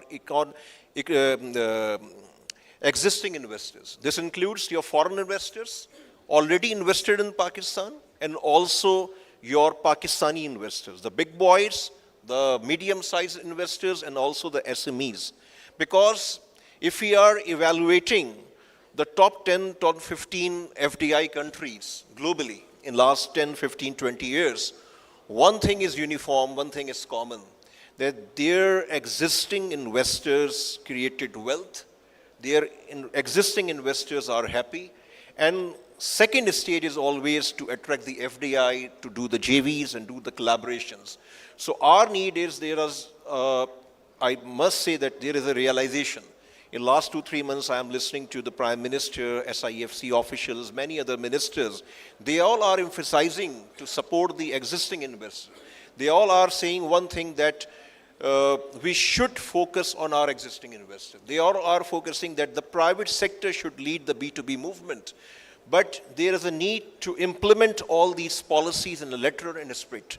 And also, as I mentioned earlier, there is a need of plan for 20-25 years long-term plan with guarantee of 10-12 years continuation of policies, with a legal backing, overall, less cost of your energy and many other things, good law and order situation and everything. And one more thing which is needed actually, that if we are studying all these countries I mentioned in the Middle East, because entire Middle East is growing, Central Asia, ASEAN, Vietnam, Indonesia, Malaysia, Turkey, one thing is common in all these countries also, that they engage the subject experts in all the ministries, in all the public sector divisions. So there is a need of collaboration amongst the civil bureaucracy and also the private sector practitioners and whole of government approach. So these are few points. Later I will highlight more points, but these are the fundamentals, the basics of our investment structure. $58 billion in 37 years is something not alarming. Alarming is actually a very, very decent word, because India attracted $49.7 billion only in the last fiscal year. Thank you. So here we are standing. We should see the picture in black and white. We should evaluate our balance sheet in black and white, like we are doing in our organizations. Only then we will be able to design a strategy, to plan a roadmap, a long-term roadmap for Pakistan. And I am optimistic that is still, despite all the challenges, there are several opportunities in Pakistan in every sector. But there is a need to understand the dynamics. Also, I want to highlight that SIFC is good to removing the roadblocks. This is a wonderful concept, because when I was part of the Board of Investment, my secretary Farina Mazhar is here. I was briefly worked with the Board of Investment. I always engaged the bureaucracy as well as the military. This is a wonderful concept for countries like Pakistan. So SIFC is a classic concept. I am one of the biggest ambassadors of SIFC concept. But their role is to facilitate and to remove the roadblocks. Same time, we should empower, we should revive, and do the complete restructuring of the civilian Board of Investment. This is the actual answer. The collaboration is strong collaboration and joint hands of SIFC and Board of Investment with the competent teams from civil bureaucracy as well as the private sector. This is the only answer with the long-term plan. No, thank you, Asfar. I think that the biggest point you brought out is the existing investor working as an advocate, having a system and consistency. That's an important element, and a long-term plan and a bankable projects. So now we would like to open the question from the audience, question and comments. Be very brief. Yeah, please, if you can bring mic this side. Yeah, lady in the front. We will come to you, Asma. We know that we have to provide you the front first. The mic has reached to me, but Asma, we will come to you again. Yeah. Assalamu alaikum. My name is Muniza Zafar, and first of all, I'd like to congratulate you on putting together such a remarkable event. And it was very rich in perspectives across issues like economy, finance, climate, data influx, technology. However, as a psychotherapist, Asfar Saab, I was just wondering, how can we begin to integrate more psychologically informed approaches into our national and organizational spaces and strategies and workplace cultures? Shouldn't the psychological impact of uncertainty and mental health be central to our conversations about the unknown? Yes, this is important, I must say, and this is actually in Pakistan's scenario. No one knows that what will happen next year, because the political uncertainty is here. And I must say that for an enabling environment, not only for investment and economy, but overall progress and development, the political stability in the country is very important. So we must engage all the political stakeholders, and we should engage everyone for the dialogue, for the sake of Pakistan. This is responsibility of the government, the military, as well as the opposition as well. Because my philosophy is, and my practice in the last 20, 25 years is, that whoever is in the government, we should support, because this is Pakistan government. We should support someone, this is our political right, but we should follow the motto of Pakistan first. And here is a need, and this is a very important need, for a unity amongst the nation. Because today, one of the key challenge for Pakistan, in my opinion, is the political polarization. The India scenario, if we are evaluating, if we are seeing the Bangladesh and many other countries, political scenario is bad with many countries. There are corruption and many other things. But one thing is important, that I never ever seen any Indian bashing India outside India. So we should also be a Pakistani first, and our political affiliations are always second. Trust me that all political parties are important, all political parties are respectable, all political leaders are respectable, but first is always and always your country. Your political affiliations and any other affiliations are second. So this is also important to collaborate, and this is of course the role of the government as well as the opposition, that for the sake of Pakistan, for 10, 12 big national issues, we should be united. We should be under one table to design the strategy for this country. We should do the politics, we should do the political campaigns, everything. But for the sake of country, we should collaborate for all these things, which is important for the progress of the country. Thank you. If there is a political stability, I believe that uncertainty will be reduced. So this is directly linked with the stability of the political environment in this country. No, thank you, Asfar. I would request panelists to keep it very brief because we have got a lot of questions coming out. So, guys, yeah, please. Assalamu alaikum. Mic here. मैं मियां फजल इलाही diplomatic focus से बात कर रहा हूं आपसे। आपने तकरीबन 4 decade की बात की है अनस्टेबिलिटी की। 4 डिकेड से पाकिस्तान में अनस्टेबिलिटी चल रही है, कभी 2 साल से, कभी 4 साल की, कभी 1.5 साल की, कभी 5 साल की। अपोजिशन और गवर्नमेंट कहीं भी मुतफिक नहीं नजर आते। आपके प्राइम मिनिस्टर ने, हमारे प्राइम मिनिस्टर ने, हमारे प्राइम मिनिस्टर ने इन 15 माह में लातादाद दौरे किए हैं फॉरेन कंट्रीज के इन्वेस्टर को लाने के लिए। क्या वजह है कि अभी तक आपके पास इन्वेस्टर नहीं आ सके, सिर्फ वादे आ रहे हैं? इसके लिए आपकी क्या प्रपोजल है? Okay, so who you want that question to answer for? Yeah. I think इसमें कुछ तो उन्होंने ऑलरेडी एड्रेस किया है कि इस वक्त पाकिस्तान में जो हमारी एवरेज चल रही है $2.1 बिलियन की नेट एफडीआई की, इस साल भी we are going with that. So it's not that वादे हुए और वो हुए नहीं, लेकिन definitely we do agree that कि what we were expecting is not there yet. Anybody want to add there? Ali, you want to add there anything from our current interactions with the international investor or a bilateral investment side efforts? I mean, बिल्कुल आपकी बात ठीक है जी कि investment कुछ ज़्यादा नहीं आ रही है, and why investment is not coming? Because we are not conducive for the investment. I mean, we are not competitive for that. We are not consistent with our policies. And that's been happening for past many years. Last time some good investment came, that was in Musharraf time. That's again, it was 2003 to 2007 when we got like $5-6 billion per annum of investment, and at that time when the GDP size was $150 billion. Now we have a GDP size of $350 billion and we get about $2 billion of investment. So it's getting minuscule and small and small. So unless we solve our issues of productivity, our competitiveness, we won't see this investment.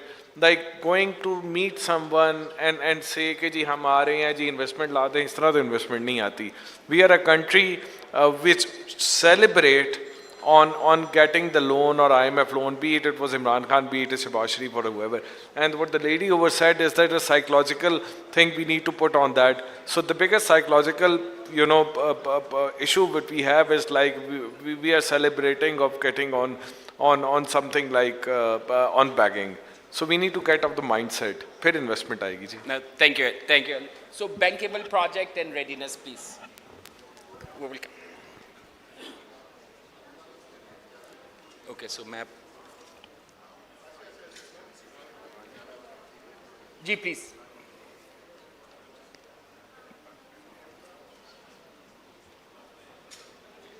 You hear me? Ji. Yeah, okay. I am Sardar Sajjad. I am Managing Director of Bukhari Group of Companies and CEO of Tech GIS Private Limited. With great appreciation, of course, for Mr. Asfar Ahsan and his wonderful team for putting up such a beautiful Leaders Summit. My question, Mr. Asfar, you mentioned about the SIFC, and of course, one kind of a good efforts. But keeping in view the experience as the Minister Board of Investment, what do you think the efforts of these two organizations can be integrated in the forthcoming years? How do you visualize that? Thank you. So the question is SIFC and BOI, how they can collaborate? integrate. Okay, great. I already recommended the integration between these two organizations. So I think let me take one or two questions and then Yes. we address that. So the one question is SIFC and BOI integration. Asma, if we can have you as well. And can we have some question on that side, guys? Anybody, just raise your hand so I can get mic there. So I need to introduce myself Yeah, again. please. Yeah, okay.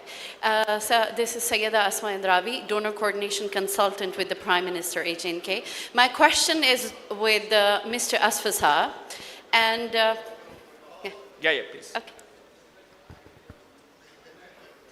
Please go ahead, Asma. Okay. First and foremost, we all owe a tremendous gratitude to the Nutshell and all the partners who have assembled a remarkable blend of leaders over here. You've touched upon the economic, the social, the political, and the engineering aspects. My question is with Mr. Asfasa. What is the key takeaway from this wonderful summit that you have conducted? Priority key takeaway, and then what is the platform that we can stay connected to coordinate for the priority areas that you'll be identifying, and we can be helping you in that. So the key takeaway and any platform that we can stay connected and make a change. No, thank you. Asma, very briefly, if you can talk about integration. Sorry. Jeep. Okay. So can we get a question from there? There is another question. Yeah, there, the guy in white shirt. Assalamu alaikum. My name is Sakhawat Hussain. First of all, excellent platform and excellent teaming up. We are discussing existing challenges and way forward. My question is, Azhar Saab has highlighted FDI, and we have all data. We have successful models of our neighboring countries. My question is, what are the key value propositions that we can make to attract investors, because Pakistan has a lot to offer. So top three key propositions can be devised on short-term, mid-term, and long-term strategies. Thank you very much. Thank you. Thank you. I think now we start addressing that. As far if I request you SIFC and BOI integration and the takeaway from the event, and I'm just up for you particularly the value proposition to attract investment we bring there. So I already mentioned about SIFC and BOI. The restructuring and the empowerment of BOI is important. As I mentioned for our new guest, that in last 37 years, we attracted only $57 billion as the net FDI. And the last 25 years, we attracted only $51 billion FDI. So this is consistently, this is $2 billion. What is needed actually that SIFC should restrict their work for removing the roadblocks and red tapes, and some consultation and facilitation with the friendly countries. Otherwise, as I mentioned, that there is a need of collaboration between BOI and SIFC if we really want to attract investment. But before attracting investment, this is important to 90% focus on your existing investor. And the takeaway from this one today, the key topic from this entire... This is up to the person to person. Okay, thank you.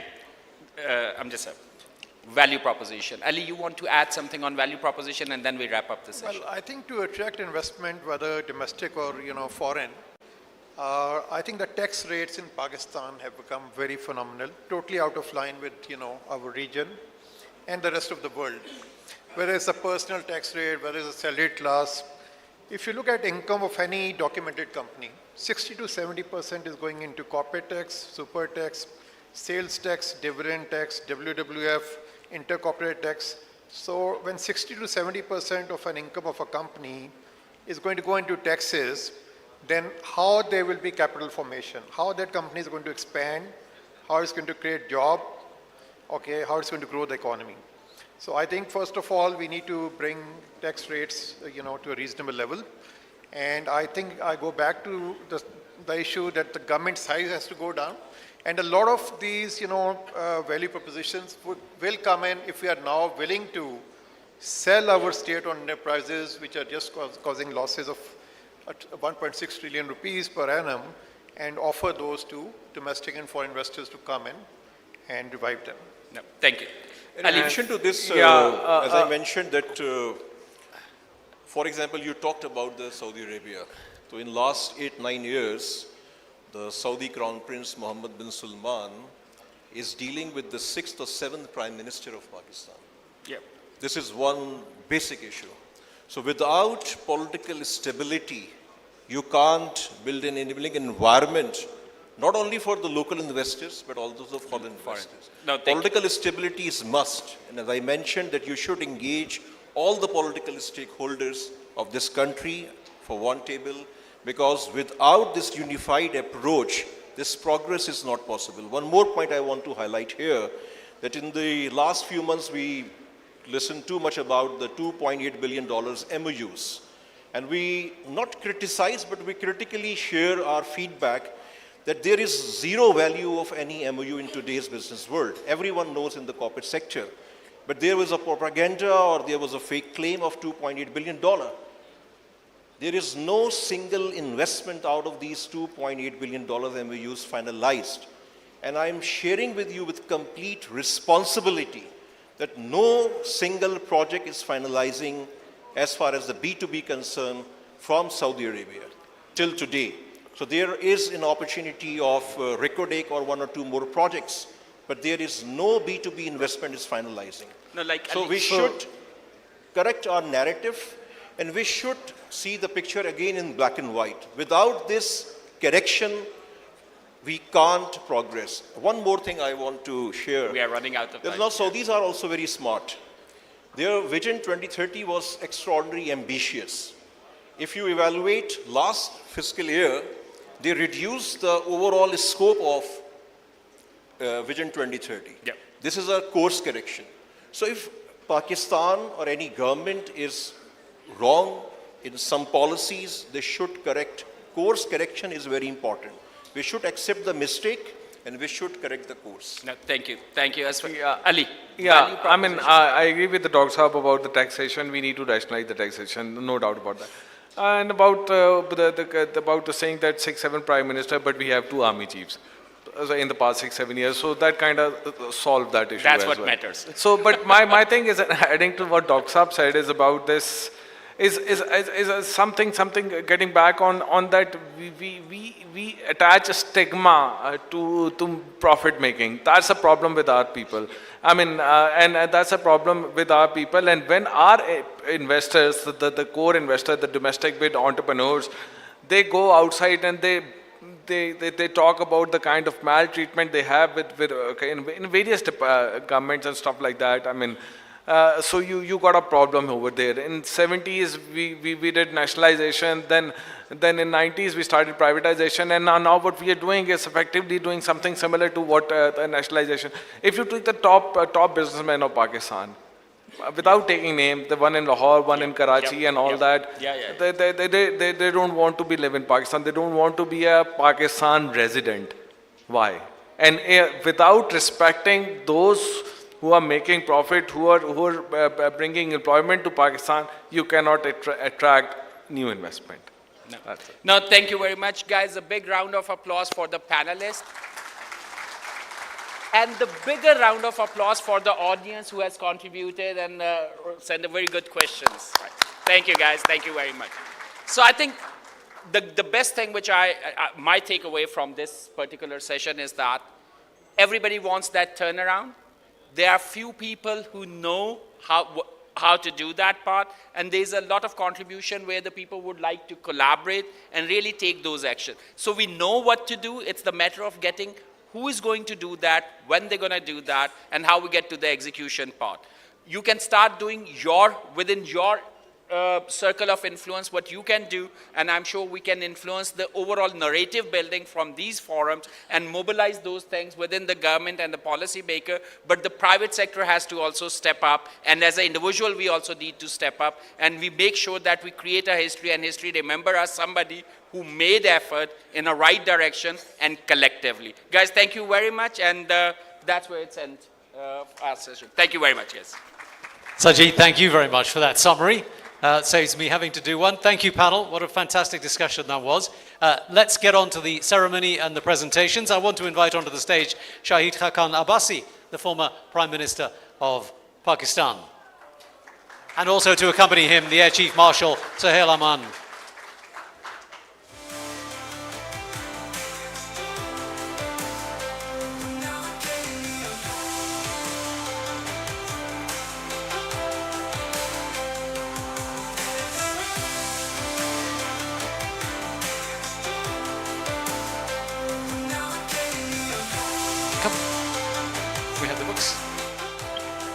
First to Dr. Prime Minister, could you present that to Dr. Amjad Waheed, please, the Chief Executive Officer of NBP Funds? Oh, okay, we'll start with Asfar.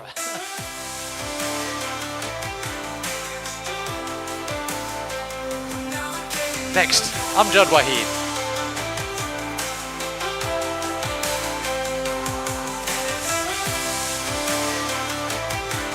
And Ali Khizar, the Director of Research at Business Recorder.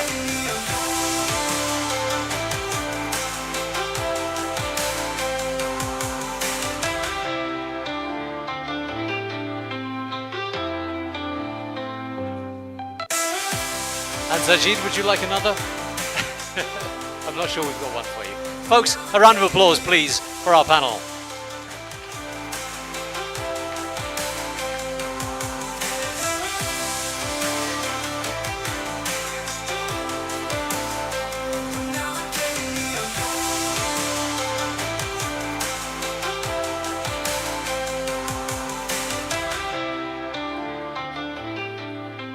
So, ladies and gentlemen, we come to the final portion of this year's Leaders in Islamabad Business Summit. We have two very special presentations for you to wrap up the session. We already have on stage Shahid Khaqan Abbasi, the former Prime Minister. Let's invite also Asad Umar, Pakistan's former Minister for Finance, Planning and Development.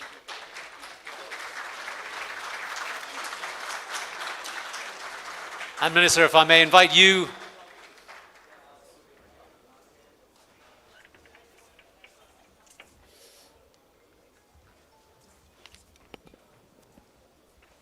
I think we're going to begin with Mr. Asad Umar, is that right? Yes.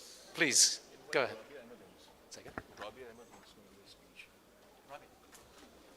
Rabi Ahmad, could you also please come to the stage and grab the final seat? Should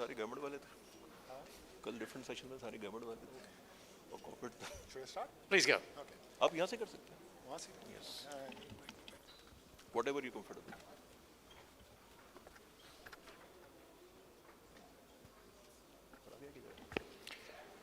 अस्सलाम वालेकुम जी।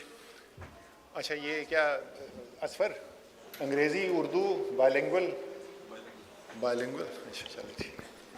असफर कह रहा है थोड़ा थोड़ा prove करो कि तुमने अंग्रेज़ी भी पढ़ी थी। मेरी कमज़ोर है, समझ लेता हूँ मैं, लेकिन बोलना कमज़ोर है। अच्छा जी, मैंने असफर से कल पूछा कि what do you want me to talk about, politics पे बात करनी है, इकोनॉमी पे बात करनी है, दोनों में बात करनी है। तो असफर ने वेरी जेनरसली टोल्ड मी कि जी जो भी आप बात करना चाहते हैं, and I want you to be candid. तो as far I am gonna take you up on your invitation, बाद में ना गिला करना। Okay ji, so what I'm going to talk about is actually both of those things. I'll spend probably most of the time on the political part of it, and then I will touch upon the economy, and I'll try and obviously with the time limitations try and stick to the big pictures. So my starting point is, and I'll talk about in terms of the big picture, I'm not going to tell you where we stand or kaise mulk ke halat hain. All of you know this, and every Pakistani knows where we are.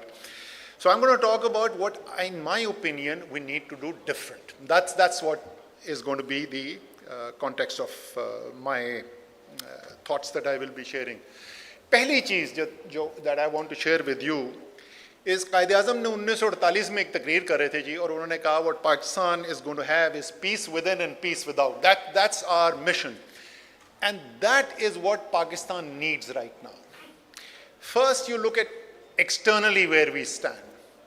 ज़्यादातर दुनिया से तो हम irrelevant हो चुके हैं, and there are events which happen which really bring that home. There was a conference going on in Dubai on the new Silk Route. Zuhair, this is like, it really hit me. अच्छा, वो speakers के पीछे पूरा panel बना हुआ है और उधर से new Silk Route दिखाया हुआ है, and उसके अंदर अफ्रीका के मुल्क मौजूद हैं, and Pakistan जिससे physically Silk Route गुजरता है was not even invited to the conference. You are irrelevant. And एक लिहाज से ये अच्छी खबर है कि बजाय कि आप सारी दुनिया को टेक ऑन करें, जो हम कोशिश करते रहे from time to time. But let's look at the neighborhood that we live in. In some ways, Pakistan is incredibly lucky. We share our border with the largest country in the world now, as of the last year, year and a half, the largest country in the world in terms of population, growing at a rate of about 6 to 7% per annum, one of the fastest growth rates in the world, and will be, in a matter of time, probably the third largest economy in the world. We share cultural, common history, common culture, language, so many similarities, food, etc., etc.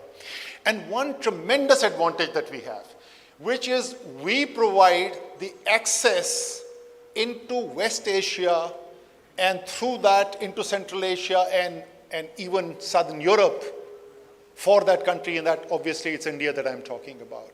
And look at our relationship with them. Look at our trade with that country, it's close to nothing.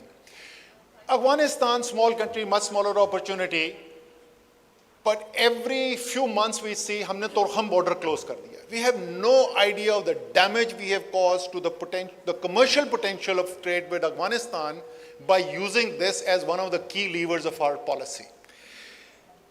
And look at what we are doing internally. We are effectively, at least the elite of Pakistan, the power elite of Pakistan is at war with itself. लड़े जा रहे हैं आपस में, political parties at each other's throat, civil military divide, judiciary divided, and मुझे वो टिक्का खान देख कर याद आ गया, मीडिया भी बैठा हुआ इधर, media divided. The whole country is literally at war with each other. So that's the first thing, and I'll talk about a few things that need to be done to do that, but we need a period of time. I keep on telling people, I keep quoting because Pakistan mein, the idiom that most people understand best is of course our religion and our history. So I keep saying, ये सुलह हदैबिया का time है, ये फतेह मक्का का time नहीं है. So even the Prophet, the greatest man who has ever lived and will ever live, at least according to our faith, compromised when there was a need to do that. 1200-1500 लोगों के साथ जा रहे थे, बाहर रुक गए, एग्रीमेंट साइन कर दिया, ऐसी टर्म साइन की कि अपने जो साथी हैं उन्होंने कहा ये तो आपने सरेंडर कर दिया है. And the same leader, just a year, couple of years later, जब उसके बाद 10,000 लोग थे, walks into the same Makkah and without a fight, without any bloodshed, achieves victory. Second is that we need to learn to live by some rules. दुनिया में मुल्क मुख्तलिफ निज़ामों के साथ कामयाब होते हैं. कोई दुनिया का मुल्क नहीं है, मुझे कोई एक दुनिया में मुल्क की मिसाल दे दें जहां पे कोई निज़ाम ही ना और वो कामयाब हो जाए. तो वो क्या निज़ाम है जो पाकिस्तान में, दुनिया में बादशाहतें भी कामयाब हैं, दुनिया में Chinese party, the communist Chinese party has had a remarkable run of success. But Pakistan, and without going into details why those exceptions are successful, Pakistan is a multi-ethnic country. And a country like this, 25 crore का मुल्क जहाँ पे लोग मुख्तलिफ ज़ुबानें बोलते हैं, cannot be held together, cannot be successful without it being a constitutional democracy. And we need to understand that as opposed to the words of General Ziaul Haq, आइन कागज़ का टुकड़ा नहीं है सिर्फ, The Constitution represents the will of the people of the nation. And as I have written in an article also last year, no self-appointed arbiter of national interests can ever be wiser than the collective wisdom of the nation itself.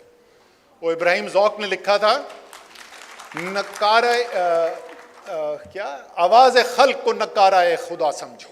There's this wisdom behind those words. So we can only be successful by being a constitutional democracy and following what the Constitution says. Second part, which is essential, is, in my opinion, for the reasons that I have just outlined, Pakistan cannot be successful, even as a democracy, as a highly centralized state. Even with popular leadership governing according to the Constitution, Pakistan cannot be successful. The multi-ethnic and the disparity within the country. You've got really pockets of Pakistan which are 21st century, where people will speak the same language, the same idiom, will have the same skill sets as people living in Manhattan and New York, and those who are literally living in the 18th century. In a country like that, the needs and the driving force for the people in Khuzdar is totally different from the people of Islamabad. And we therefore need to 18th Amendment was a step in the right direction. It's an incomplete step. We need to have a very, very strong local government system where people are empowered. So not only do you need a central government and provincial governments which are popularly elected, which have the mandate of the people, the will of the people is behind that, but you need to have power devolved to thousands of representatives of the people of Pakistan in each corner of Pakistan. Next thing that needs to be done, I don't care who is involved. If the political parties of the country are treating each other not as political competition, but as enemies, democracy cannot work. United States of America is a 250-year-old democracy, powerful, strong institutions. And gradually we have seen the increase of polarization in the US political system, and you can see the results of that. Read the op-ed pages of the major American newspapers right now, and what is the thing which is coming? And by the way, it's very interesting. The same thinking or the same critique is coming both from the left in the American system and the right in the American system, which is democracy is under threat. So therefore, the political parties need to sit down, use Shahid Khaqan Abbasi as the arbiter. क्यों जी शाहिद खाकान अब्बासी साहब, आप ये कौमी खिदमत अंजाम देने को तैयार हैं? मैं आपको बनाना चाहता हूँ रेफरी सारे political parties को पाकिस्तान में बिठाएं, बड़ी पार्टियों को, and they have to find, which doesn't mean they accept each other as legitimate or popular leaders. It doesn't mean they stop criticizing each other. They can be as scathingly critical of each other as possible. But they cannot treat each other as enemies and therefore not even willing to sit in the same room as each other. The next part is, and there are not too many more, just two more in this area. Is saal ka, the last year's economics Nobel Prize, Darren Acemoglu, if I'm pronouncing his name correctly, and his partner, I forget his name. A seminal work that they had done, this book which has been really a bestseller, and it's basically explaining why some nations develop and others don't. What is the gist of that Nobel laureate winning argument? Those countries which develop strong institutions are successful, and those which do not develop strong institutions are not successful. So if you are like me and you believe Pakistan cannot be successful without a democracy, then which is the most important institution in a democracy? The most important, the apex of democracy is the parliament. You cannot have a strong democracy with a weak parliament. That's an oxymoron. You cannot have a parliament where no important decision of the country is being taken and the democratic system is strong. It is simply not possible. So a parliament where the prime ministers hardly ever attend a parliamentary session, no real decision making takes place. Decision making is taking place in a small coterie. The parliamentary members are used as rubber stamps for legislation approval. There is no way democracy can flourish. So you need to strengthen the institutions of democracy. And the last aspect of it is one of the byproducts of this extreme political polarization and the weak parliament is, since no decision making, no real political issues get resolved in the parliament, so what happens? All political disputes end up in the judiciary. The judiciary becomes the arbiter for all big political problems of Pakistan. And what is the result of that? We are surprised. What is the surprise in this? That you find the judiciary totally politically divided. You have a situation where you have a bench announced and everybody knows what the result will be. And literally you got judges who say, ye PTI ke judge hain aur ye PDM ke judge hain. And the biggest reason that's happened, well, there are two reasons for that. One is the continuous interference in the democratic process by the military and their need to control the judiciary and get the results that they want. But also the extreme polarization within the political system has resulted in the politicization of the judiciary or the judicialization of politics, whichever way you want to look at it. So those are the biggies, in my opinion, which need to happen in terms of the political things. On the economy, I'll talk about just one really important thing, and that is Pakistan we are caught in this loop of IMF programs after IMF programs after IMF programs. IMF programs are designed for macroeconomic stabilization, and macroeconomic stabilization is not only good, it is essential, it is necessary. There is no argument there. So implementing the IMF program in terms of getting your fiscal deficits in order, your external deficits in control, get your reserves up, increase your tax revenue, all of those are good things, important things, and necessary things. But stabilization, as I said, is an essential condition, but not a sufficient condition for economic development. Just a stable economy is not going to take the economy from point A to point B. There are different opinions on how to do that. I am a very strong believer in industrial policy. Industrial policy had become a dirty word as a result of the free market movement of the last 30 years or so, starting from the Thatcher-Reagan years. And interestingly, it has come back into fashion of all the places in the world in United States of America. The Inflation Reduction Act of the US under the Biden administration, very interesting, it was called the Inflation Reduction Act. It had nothing to do with reducing inflation. It was all industrial policy. It was all designed as incentives for promoting certain sectors of the economy. Trump's tariff regime, it's all designed for, well, not all of it, but a large part of it is designed to support specific sectors of the economy. Pakistan also does that. The problem is in Pakistan, for the last 50 years, those sectors have not changed. And the incentives have not changed. So you're stuck in the same paradigm. Without going into too much detail, those who have an interest in this topic, the person to read is a gentleman by the name of Ricardo Hausman. Mr. Hausman teaches at Harvard, runs the growth center there, and was an inspiration. We developed an economic growth strategy when we were in government, when I was the planning minister, and got it approved by the prime minister actually, which was based, we drew largely on the intellectual work done by Mr. Hausman. And we were actually planning to sign a contract with Harvard University to get into the implementation phase of that.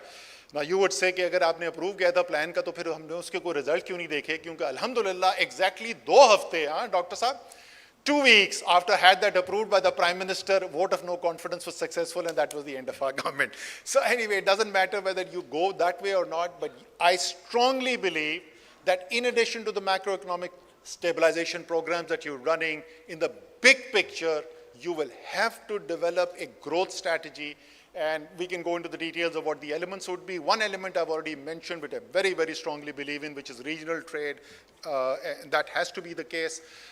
Interestingly, which are the 2 most regionally integrated regions in the world? Far East and ASEAN there, and Europe, EU. And you've seen the advantages of that trade and NAFTA के जो impacts आए थे, or the Canada, Mexico and America agreement, which now they're trying to roll back. Anyway, I'll stop there. These are some of the big things that we need to change. Otherwise, हमने वो जब continuous improvement की campaign दुनिया के अंदर launch हुई, so I used to work for Exxon in Canada in those days. तो उसमें एक saying थी जो बड़ी मेरे दिमाग में चिपक गई, and I'll end on that. If we continue to do what we have always done, we will continue to get what we always got. Thank you very much.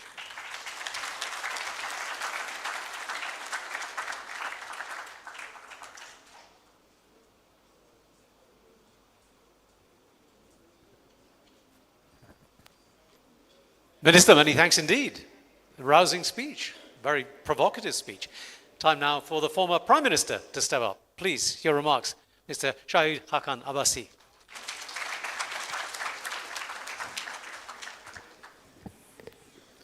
Bismillah ar-Rahman ar-Rahim.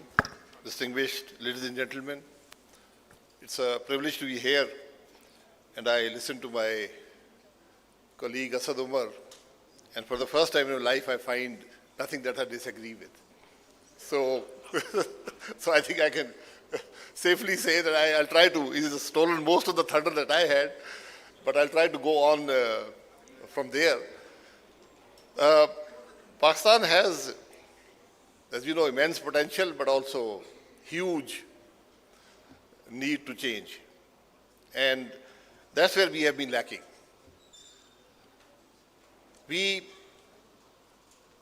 That's what we need to work on. We can talk at length on the issues that Pakistan has, but I think I'll just stay with whatever Asad Umar had said and, try to look at what we need to do. The first thing I think Pakistan needs is rule of law. Without that, you will not get investment. Somehow, we do not seem to realize that. If there is no rule of law in the country, you will not get investment. That Pakistan needs to realize that. If there is no political stability, you will not get investment. These are, for me, two basics. Doing business, I've done business in Pakistan also. I had a sabbatical during a period of military rule in the early 2000s. And Pakistan needs to understand one thing, which is the bilateral relations between two countries. And I've kind of, on the sidelines, understood this for some time, but I think President Trump has really brought this to the fore, which is that relations between two countries are now basically, what do you want to sell to me? What do you want to buy from me? Nothing else matters anymore. The Cold War is dead. And on that front, Pakistan is weak. So demand is also, you can leverage demand. But whenever we do that, we attain some growth, but we end up with a current account deficit. So Pakistan needs to understand that it has to grow and grow with export-led growth. That's what Pakistan lacks today, and for that you need investment. And then you come full circle to political stability and rule of law. These are primary things we need to understand, that there's no other way around this. Doing business in Pakistan is not easy. And doing business in Pakistan is not easy. And the theme of this conference. Again, if you don't have political stability, you will not have stability of policy. You just heard in the last session a gentleman say that we've had 6 prime ministers. We can have 60 prime ministers, doesn't matter, if there is stability of policy. Our prime ministers think and totally believe that whatever comes out of their mouth is policy, is national policy. Parliamentary democracy does not work that way. If you look at our prime ministers, and you want to see a prime minister who can do something or somebody who cannot do anything, the guy, the Prime Minister who does not chair the ECC will not be able to do anything. That is the crux of the cabinet. That is where every major decision is taken, the economic decisions. The other decisions are important, but the economy is more important. So if you want to see the performance of a Prime Minister, just see if he chaired the ECC or not. And that will give you some answers. And then we truly have to believe in democracy, in democratic principles, in parliamentary norms, and that's the only way. Live and let live. Politics is not enmity. It's not about putting each other in jail. People often ask me, I always tell them, going to jail is part of being a Prime Minister in this country. It's not, you just have to be prepared for it. That at some point in time, you will end up in jail. So, and generally, I think a rule of thumb is that it's about the same period as you served in the office. So you will end up in jail for about the same period. Now, what does that do? Does that give confidence to an investor? That the guy I was talking to a few months back or a few years back is today in jail on charges which have no meaning at all. So it means to him that there's no rule of law in the country. So they shy away from investment. So it's again, whatever you touch, if you want Pakistan to grow, you must have stability of policy, which in turn is given to you by rule of law and political stability. The other issue is that Pakistan made a very successful transition in the early 90s from a centralized economy to a market-based economy. In fact, we were one of the first ones in the region to do that, probably in the whole of Asia to do that, aside from the economies which already had market economies. We had a very successful privatization program. Most people here will not be aware that the first financial institution privatized anywhere in the world was in Pakistan. The successful privatization of MCB. It was the first financial institution privatized anywhere in the world, and all done in 4 months. People may make allegations, but I'm aware of that transaction, and I can tell you it was a completely above-board, transparent transaction. And then it continued, a very successful privatization program.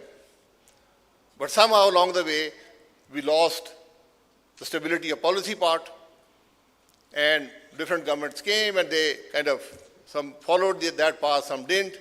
And today, we talk about SOEs, but what SOEs do we have left? The basic issue in Pakistan is the state-owned DISCOs, the power distribution companies, which create a loss of anywhere from $3 to $4 billion a year. It's an unnecessary loss. If you had privatized them, you would not have that loss. And you have an example. KE was privatized, and KE does not contribute to the circular debt. Yes, they do get a tariff differential subsidy, but that's government policy. Government needs to change that policy. So if you look at anything, you come back to stability of policy. Where, in my opinion, Pakistan really failed in supporting business was that we could not make the transition from an owner to a regulator. Our regulators have uniformly been weak. They've been unable to understand the difference between ownership and regulation. They've been browbeaten into submission by the government, successive governments, and they've been able to, and as a result, the industry suffered and investment was lost. So there's a great need to develop capacity and build up regulators. We had a very successful regulator in the 60s, in the 50s, called the State Bank of Pakistan. Today, unfortunately, I cannot say that it's a regulator that we can be proud of. At one time, it was a world leader in regulation. Today, it's not, because of interference by governments over the years. So there are many things that one can talk about here, but again, everything that you want to talk about will go back to stability of policy. And stability of policy will not come without rule of law, without political stability. Politicians have a lot to learn in this country. I will admit that. Unfortunately, we don't have many politicians left. Over the years, we have created politicians who have no capacity, who have limited integrity, and if you want to know the one basic ingredient in somebody who can contribute in public office, it's moral authority. If you don't have moral authority, you will not be able to contribute. I can go into the past and talk about what happened where, but that's immaterial here. People in public office, it's a trust. You must have the moral authority to deliver. If you do not have the mandate of the people, if you came through election that is controversial, you will not have moral authority. You will not be able to deliver. You can achieve that position. You may be sitting in that chair, but I can assure you, you'll not be able to contribute. Because there's one basic ingredient missing, a very critical ingredient, that's moral authority. We somehow don't understand that leaders without moral authority really cannot contribute. If you ask about leadership, the political leadership has to deliver in this country. But you need three ingredients, and most of politicians in Pakistan are missing those. Number one, you must have an education, not just a degree. You must have gone through a life experience. You must have worked somewhere, held a job, done a business, whatever. You must understand how the world operates. And number three, you go through the political mill.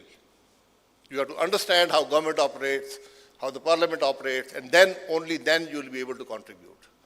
There's very, very few people who will meet those three touchstones. That's the problem we have today. Today, you take any of the large parties, give them 100% of seats in Pakistan, zero delivery, I assure you. Because there's no politicians left in the country who can contribute to the country. There's very, very few people left. And that's a real dilemma. Just as in any other, in business or in the military or in the bureaucracy, you come through the mill and then you're able to hold positions of office. The same thing is even more critical, that you must nurture, foster and develop politicians. Otherwise the country will not grow. You look at countries in the Middle East, they have natural resources. They have large militaries. I don't need to name names, but they don't have a political system. They don't have politicians. And they're unable to grow. So if you have to grow, you have to innovate, you have to create efficiency, it's all about having a strong political system. That's where Pakistan really lacks. That's our basic problem today. So I'm grateful to Nutshell and Asfar Saab and Air Chief Marshal Sohail Aman Saab and all of you. But I hope I was able to agitate your mind to at least, because wherever we go today, people talk about, oh, what's the way forward? What's the solution? So there's no miraculous solution. We all look for miraculous solutions in this country. We hold conferences. We talk about solutions, but there's no miracle. It's basic hard work, day in and day out. It's a slog. And the way forward is through hard work, through rule of law, through working with the Constitution. If somebody does not like the Constitution, let us change it. But you cannot run any business if you don't adhere to the rules. And then the same way, you cannot run a country if you don't adhere to the Constitution. Thank you very much.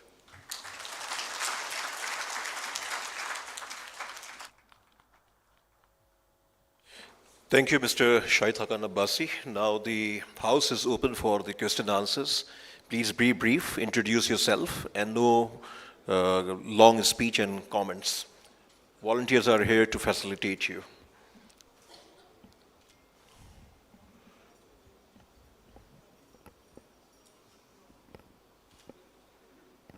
Yes, please.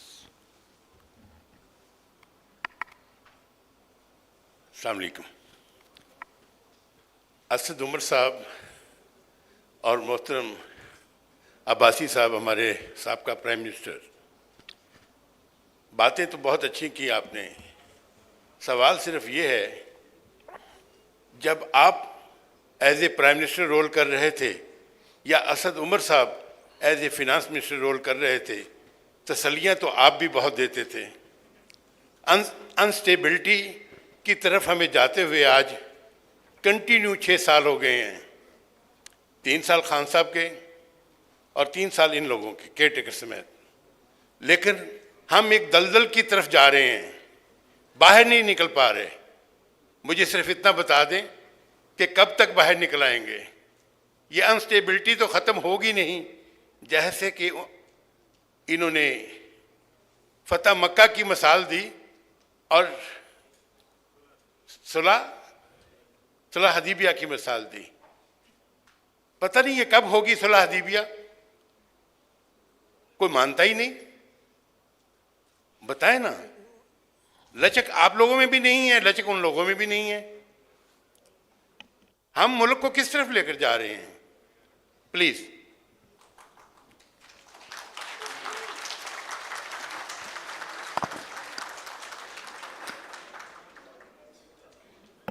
अच्छा जी, अगर आपका सवाल था कि आप लोगों की जो हुकूमत थी तो उससे निज़ाम ठीक नहीं हुआ, तो मैं तो कम्प्लीटली एग्री करता हूँ। मैंने जो आपको तज़िया सारा दिया, वो तज़िया यही दिया कि वो निज़ाम जिसके अंदर ये काम हो रहा है, वो निज़ाम इस वक्त ऐसे स्ट्रक्चर्ड है कि वो डिलीवर नहीं कर सकता। इसका मतलब ये है कि हम सब उस निज़ाम के अंडर से, सिस्टम के अंडर से। सर, मैं आपसे So now he's answering, please. वही तो आपसे अर्ज़ कर रहा हूँ भाई। मैं तो ये नहीं कह रहा कि मैं बहुत अच्छा आदमी हूँ, मैं तो आपसे यही अर्ज़ कर रहा हूँ कि वो जो निज़ाम है, मेरी ज़ाती राय के अंदर ये निज़ाम आप चलाते रहें। जिस मर्ज़ी को आप इख्तियार दे दें, आपके मसाइल हल नहीं होंगे। निज़ाम ठीक कर लें। वो हम जब यंग होते थे ना जी, मैं जब यंग था तो उसमें ज़्यादातर तो लोग इस वक्त पैदा नहीं हुए होंगे, तो उस वक्त असफर जो कैंपेन चला करती थी ना, उसमें नारा लगता था, चेहरे नहीं निज़ाम को बदलो। तो मैं वही आपसे कह रहा हूँ कि निज़ाम ठीक कर ले, जो भी फिर अच्छे चेहरे आएंगे वो इंशाअल्लाह ताला मसाइल हल कर लेंगे। शाहिद साहब कुछ कहना चाहेंगे आप? जी, आप दलदल से नहीं निकल पाएंगे अगर इस निज़ाम को नहीं बदलेंगे। बड़ी सीधी बात है ये। हम हर आदमी, आपने वही सवाल करते जिसका जिक्र तकरीर में भी किया था कि कैसे निकलेंगे दलदल से। आप जब तक रूल ऑफ लॉ नहीं होगा, निज़ाम को नहीं बदलेंगे, दलदल से नहीं निकल पाएंगे। कोई मौजज़ा यहाँ नहीं होने वाला। हमने ही करना है, खराबी भी हमने पैदा की है, हमने करना है। हम देखें जो सर, ये प्लीज आपका सवाल आ गया है, अब जवाब देने दें प्लीज। देखें, बात ये है, देखें, हमें we have nothing to defend. If the country is where it is today, we really have nothing to defend. We have been part of that problem. That's why we're talking about what the issues are today. तो ये कोई ज़ाती defence की बात जगह नहीं है, defence की ज़रूरत भी नहीं है। अगर हमने कुछ अच्छा किया होता तो आज मुल्क के हालात अच्छे होते, बट कम से कम हमने सीखा है। हम बात कर रहे हैं कि कैसे आप आगे निकलेंगे। Next please, and please brief. Yes, ये सामने वाले साहब।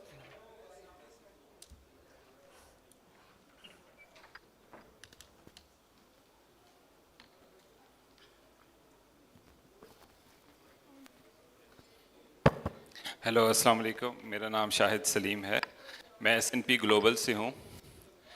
मेरा सवाल पूरे पैनल से है, कोई भी जवाब दे सकता है। हम आजकल बल्कि लास्ट 20 ईयर से प्राइवेटाइजेशन की तरफ जाते हैं, जिसके मैं खुद फेवर में हूँ। जैसे पीआईए लॉस में है तो हमें उसको प्राइवेटाइज या आउटसोर्स कर लें। स्टील मिल पाकिस्तान है, उसको कर लें। क्यों ना हम 3 इदारों को आउटसोर्स कर लें या प्राइवेटाइज कर लें, तो सारे मसाइल हल हो जाए। सबसे पहले पार्लियामेंट, सेकंड जुडिशरी, तीसरा election commission.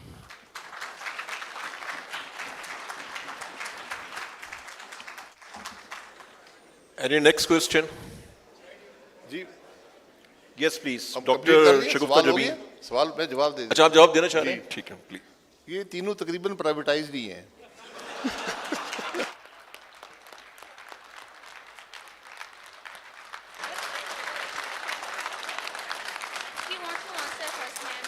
Yes. Dr. Shagufta Jabi, please. Assalamu alaikum. First of all, I'm really delighted to have to be part of this conversation. Although the last session is not exactly navigating the unknown, my question is very much related to the constitution, because both the worthy speakers have talked about it. When we talk of constitution of Pakistan, we first of all have to know how many of us really are aware of the constitutional rights, constitutional ideologies, and whether we take pride in the constitution. Does the governance of our Pakistan is really led by constitution? When we talk of SDGs, we all pay full attention to what the goals and objectives and targets are. But when it comes of constitutional ideologies, most of us really don't know. Like there is a huge overlap between Constitution of Pakistan and SDGs, but we do talk about as SDGs, we do not talk about Constitution. My question is to both the worthy politicians, do you think if the young people are made aware of the constitutional ideologies of Pakistan, then most of the issues related to our identity and our self-perception will really be resolved, and the confidence in Constitution as well as in us as nation will be resolved? Thank you. अच्छा, ये बड़ा आपने अच्छा सवाल पूछा और मैं आपसे कम्प्लीटली एग्री करता हूँ, और सिर्फ सवाल का जवाब देने के हद तक एग्री नहीं करता। एक्चुअली मैंने इसके ऊपर एक पूरा प्रोजेक्ट कुछ लोगों के साथ मिलकर करने की कोशिश की। हमारी TCF, बिकॉज उनका बड़ा एक फ्रेंचाइज था, उनके साथ मीटिंग्स भी हुई। हमने एक करिकुलम की शेप भी बना ली थी, और आइडिया ये था कि क्लास 6th, 7th और 8th के अंदर हम बच्चों को सिखाएंगे कि आपकी कॉन्स्टिट्यूशनल राइट्स और ड्यूटीज़ ऑब्लिगेशंस क्या हैं, शहरी होने का मतलब क्या है, आपके क्या हक हैं। बिकॉज अगर हर शहरी अपने राइट का डिफेंड करने को तैयार हो, तो जिस तरीके से ये इस वक्त आर्बिट्ररीली लोगों के राइट्स छीन लिए जाते हैं ऑन अ रूटीन बेसिस, मेरी नज़र में जिस तरह आप कह रही हैं वो नहीं हो। एंड पाकिस्तान में आपकी जो जिस तरीके से गवर्नेंस होती है उसमें बहुत पॉजिटिव इम्पैक्ट हो सकता है। मेरे ख्याल मैं शायद ये नहीं कहूँगा कि अगर ये कर लिया तो सब प्रॉब्लम सॉल्व हो जाएंगे, बट आई थिंक उससे एक बहुत पॉजिटिव इम्पैक्ट आ सकता है। वो एंड में विदाउट गोइंग इनटू डिटेल क्यों वो प्रोजेक्ट नहीं इम्प्लीमेंट हो सका, but I fully agree with you कि ऐसा करने की ज़रूरत है, एंड उससे पॉजिटिव कंट्रीब्यूशन होगी। Yes, please.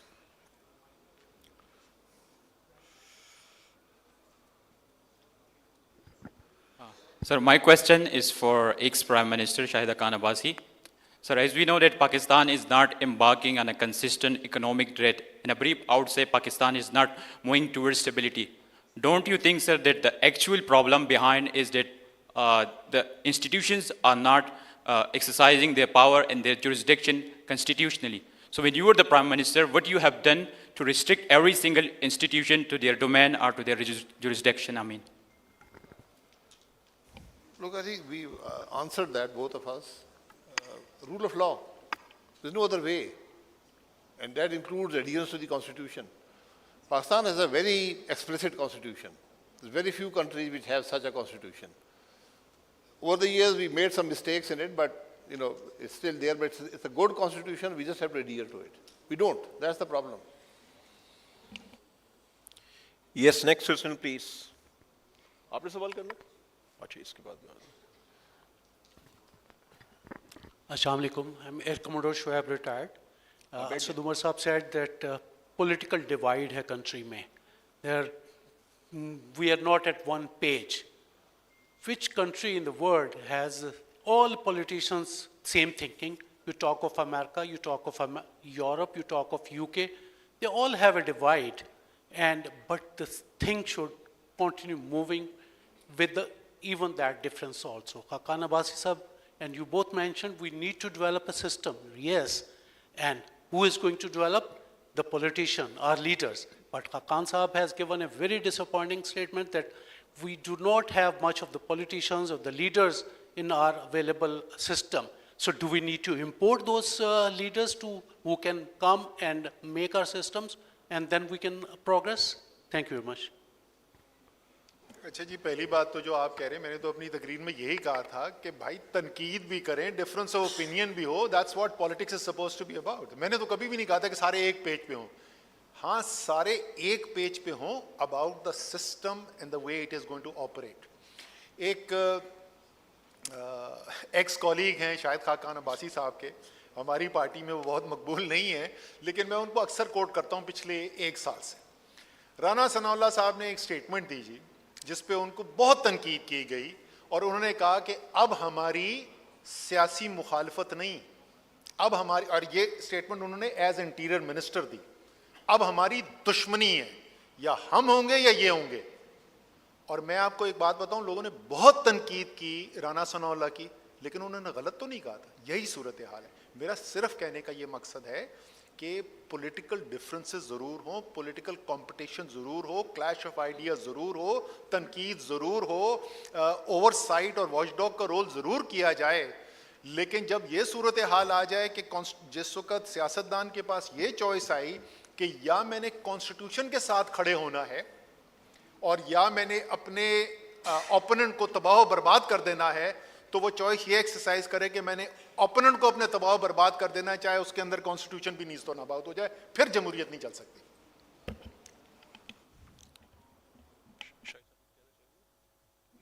Okay. Next question, please.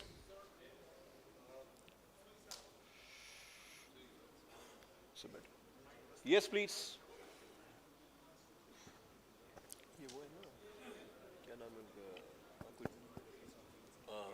Sayyid Bilal, visiting from Texas American Muslim University. Education is a must. You guys touched on that a little bit earlier. We are announcing 200 scholarships for Pakistani students to come through 2 different universities from here to US to study. However, with the tariff war going on, what is Pakistan doing? How is strategic planning going on how India is already planning it, China is planning it. What is your take? I would like to get opinions from 2 different panelists here. How we should target our 13 major industries, including defense industry, and how we could capitalize on the tariff war going on and strategically increase and decrease certain exports and imports.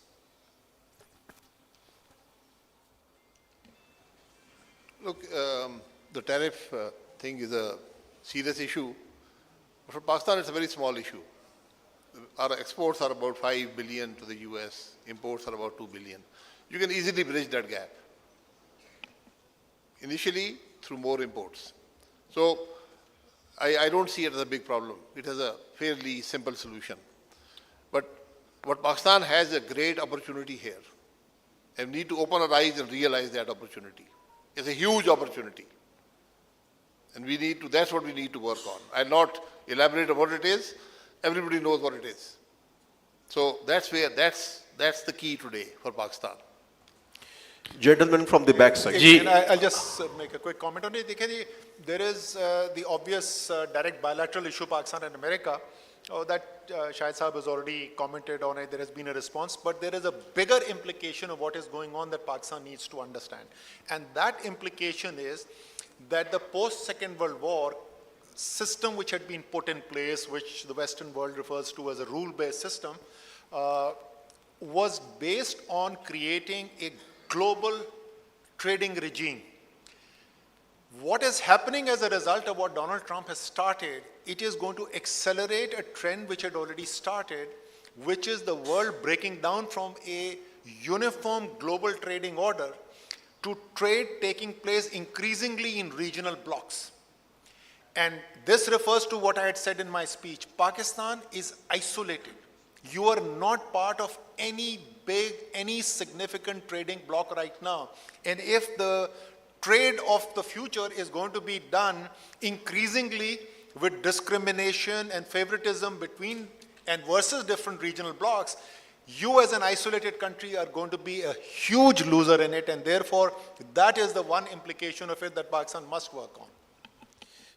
जी अस्सलाम वालेकुम, नासिर असलम राजा, journalist. Sir मैं सिर्फ मुख्तसर सी बात ये पूछना चाहता हूँ कि सारे निज़ाम की बात करते हैं, निज़ाम तब्दील किसने करना है, आपने, मैंने, या किसी और मुल्क के किसी बाशिंदे ने? Thank you. सर मैं तो बिल्कुल क्लियर है उसके अंदर, मैं जमहूरियत में यकीन रखता हूँ, तो मैं तो सियासतदानों की तरफ देखता हूँ निज़ाम को बदलने के लिए, मैं तो पिंडी की तरफ नहीं देखता। Yes, please. Assalamu alaikum, the respectable panel. This is Sayyida Asma Indrabi, donor coordination consultant with the Prime Minister, AJK. So my question is, just giving a little background, and now that we are focusing on Udan Pakistan and 3 trillion economy till 2047, so whenever there is a transition in the government, can we as a nation stick to one roadmap that we all can follow and be a 3 trillion economy in 2047? Thank you. No, I think we agree on stability of policy. Only that will get you there. I don't know if it's 3 trillion or less or more, but only stability of policy and political stability will get you there. There's no other way. There's no shortcuts. Yes, gentlemen. Hello, Assalamu alaikum. I want to ask a slightly different question to all the panelists, but especially people who've held public office in the panel. We often talk about systemic challenges, policies, structures, but I want to ask both respected gentlemen who've held public office, Shahid Khaqan Abbasi Saab and Asad Umar Saab, have you had the chance to maybe reflect and introspect on the national traits that aggregate and reflect into how we choose our leaders and how we face certain problems that we do? And I want to ask this question because we're now gathered as a subset of this nation. So without much regard to elites, ashrafia, the middle class or the lower class, the rural, feudal, urban, etc., are there certain national traits that you've observed sitting where you sat that you think are contributing to either positive or negative outcomes as a nation? Shukriya. Well, yeah, you're right. There are some traits which are common. For example, एक जो सबसे ज़्यादा जो common चीज़ है, Pakistani, perhaps because we have a very poor opinion of the state and the institutions and the system which is in play. So जो भी leader खड़ा होके challenge करता है system को, वो अवाम में मकबूल होता है। नवाज शरीफ साहब वज़ीर आज़म बन गए थे, लेकिन जिस दिन उन्होंने खड़े होकर कहा कि मैं डिक्टेशन नहीं लूँगा, he became a really popular political leader. Similarly, Zulfikar Ali Bhutto थे हुकूमत के अंदर, मिनिस्टर थे, इन सब कुछ, बट जिस दिन उन्होंने अपना अलम बगावत बुलंद किया, उसके बाद उनकी पॉपुलैरिटी बढ़ गई. इसी तरीके से Imran Khan was already a very popular leader, लेकिन जिस वक्त regime change के बाद उन्होंने अपने system के खिलाफ एक opposition और एक strength show की, तो popularity has gone stratospheric. So that is at least one trait that I can think of which is common to everybody who has become really big and popular. Benazir Bhutto, same thing, took on Ziaul Haq at the peak of his powers. So all the leaders who have been super popular in Pakistan, they've all held at least this one common trait. Yes, please. जी अस्सलाम वालेकुम जी, मेरा नाम engineer Asad Mahmood है और माशाल्लाह सारे leaders in Islamabad जो है हर एक ने अच्छी इनपुट्स दी और डेफिनेटली जो भी नुमाइंदा या पाकिस्तानी बाहर होता है वो पाकिस्तान की नुमाइंदगी करता है डिफरेंट प्लेटफॉर्म्स पे. तो एक सूरत हाल जो पेश आई उस पर मैं बस आंसर जानना चाह रहा था हमारे जो अरबाब इख्तियार हैं उनकी जानिब से, या जो मशवरा दे सकते हैं कि अक्सर आजकल बाहर जब भी जाते हैं तो ये पूछा जाता है I went to Malaysia last month, तो पूछा कि आपको वीज़ा मिल गया। सो दिस इज़ समथिंग कि एक ऐसा क्वेश्चन जो कि इंटरनेशनल फोरम पे अगर पूछा जाता है तो वो एक किस्म का शर्मिंदगी का बायस भी बनता है। तो क्या ऐसा किया जाना चाहिए हुकूमत वक्त को, या हम सारे जो नुमाइंदे हैं पाकिस्तान के अपने अपनी जगहों पे जो है सलाहियत रखते हैं, नुमाइंदगी करते हैं, कि हम इस चीज़ को जो है वो चेंज कर सकें और एक डिफरेंट जो है वो एक इमेज बिल्डिंग की तरफ जाएं पाकिस्तान की और इसकी पासपोर्ट की लेके। तो इस पे कुछ अगर आप रोशनी डालना चाहें। आप पंजाबी बोलते हैं? वो एक पंजाबी का मुहावरा है, जिन्ना दे घर दाने। बस ये बात है, अपने घर को मजबूत करें, वो बाकी सब ठीक हो जाएगा। जब घर कमजोर होगा।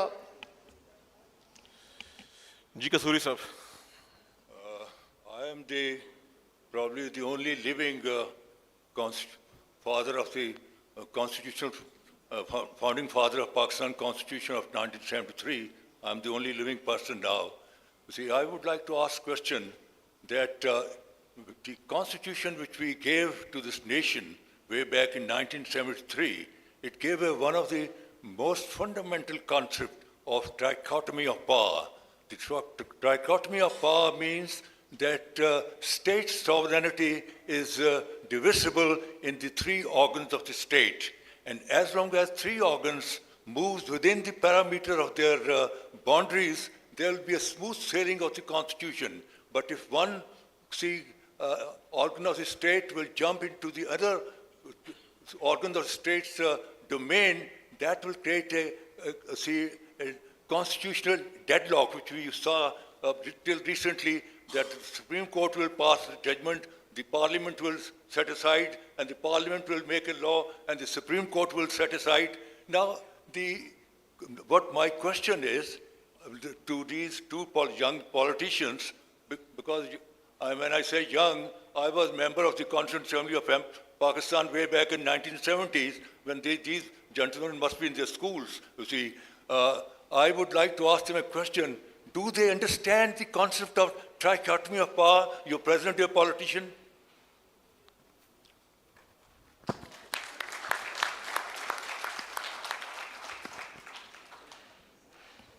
No, I think we all understand that, but we don't want trichotomy of power.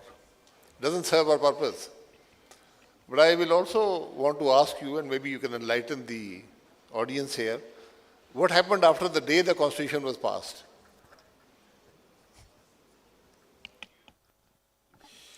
मैं जस्ट कसूरी साहब यहाँ पे हैं तो मैं on behalf of the people of Pakistan मैं आपका शुक्रिया अदा करना चाहता हूँ all other framers of the constitution बेहतरीन document enlightened document Yes, please. I'm Noreen Janjua from Geo News. My question is for Shahid Khaqan Abbasi. Shahid Khaqan Abbasi Sahab, I'm also the beat reporter of Awam Pakistan Party. Right now, you have just said that there are three important points which leader should have to run the country to bring the change. Those points were he should be educated enough, have knowledge, experience, and political will. And you also said that right now there is no such leader in Pakistan we have who could contribute, anyone who is right now a political leader who can deliver and have these qualities. If you are leading a new political party in upcoming election, whenever the election will be held, if we assume you are going to win the election and become the Prime Minister of Pakistan, do you have enough courage, enough strength to bring the rule of law, to implement the supremacy of constitution and civil supremacy? How hopeful and how confident you are that you have these qualities and you have this unique selling point to the public who would vote for you? Look, what I said was that there are very few people left who have those three qualifications. Without that, you really cannot contribute in politics. Politics is about contribution. It's not about just coming to power. Of course, you can contribute more if you're in power. This is not a forum where I'll try to sell my political party or myself. That's not the purpose here. But that's what you need in Pakistan today. That you must trust the people and honor their mandate. Otherwise, you will not move forward. Because when the people, they may make a mistake once, let them suffer. They will improve things the second time, and I think the third time, they'll give you a perfect mandate. And Pakistanis are politically very aware people. I don't think there's anybody else in the world who's more aware politically as a nation. And unfortunately, 70.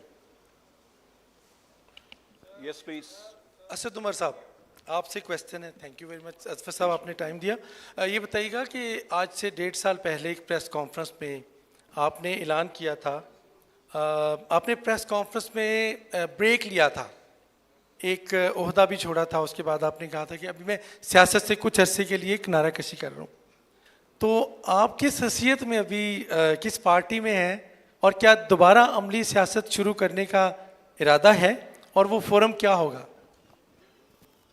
Tikka Khan, मैंने एक दिन किसी anchor से पूछा था कि यार ये कोई पेमरा ने इंस्ट्रक्शन दी हुई है कि जब भी असद उमर आए तो ये वाला सवाल जरूर पूछना है कि आप दोबारा आएंगे सियासत में कि नहीं.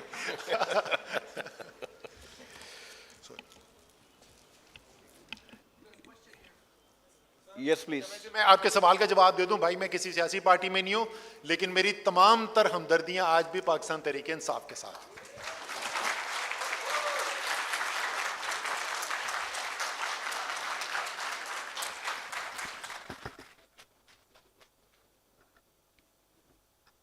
अस्सलाम वालेकुम. Babar Mughal, editor Assembly Times. मेरा स्पेशली सवाल है ex prime minister Shahid Khaqan Abbasi sahab से कि माशाल्लाह आप एक तवील अरसा से पाकिस्तान की सियासत पर छाए हैं. माशाल्लाह मिनिस्टर रहे, मिनिस्टर रहे और प्राइम मिनिस्टर रहे. आप किस सिस्टम और किस निज़ाम की बात कर रहे हैं जब आप खुद इस सिस्टम का हिस्सा थे? उस वक्त आपको इस सिस्टम की तब्दीली का ख्याल क्यों नहीं आया? आप सोल्यूशन की तरफ क्यों नहीं आ पा रहे? Thank you. 1 minute, one last question, and then they will answer together. Yes, Emmanuel.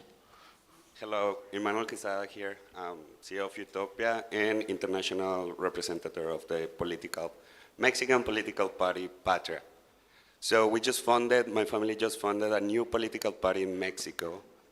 What advice will you guys give for new political parties or new people that are running into big economies? Yes, this was the last question. Yes, please.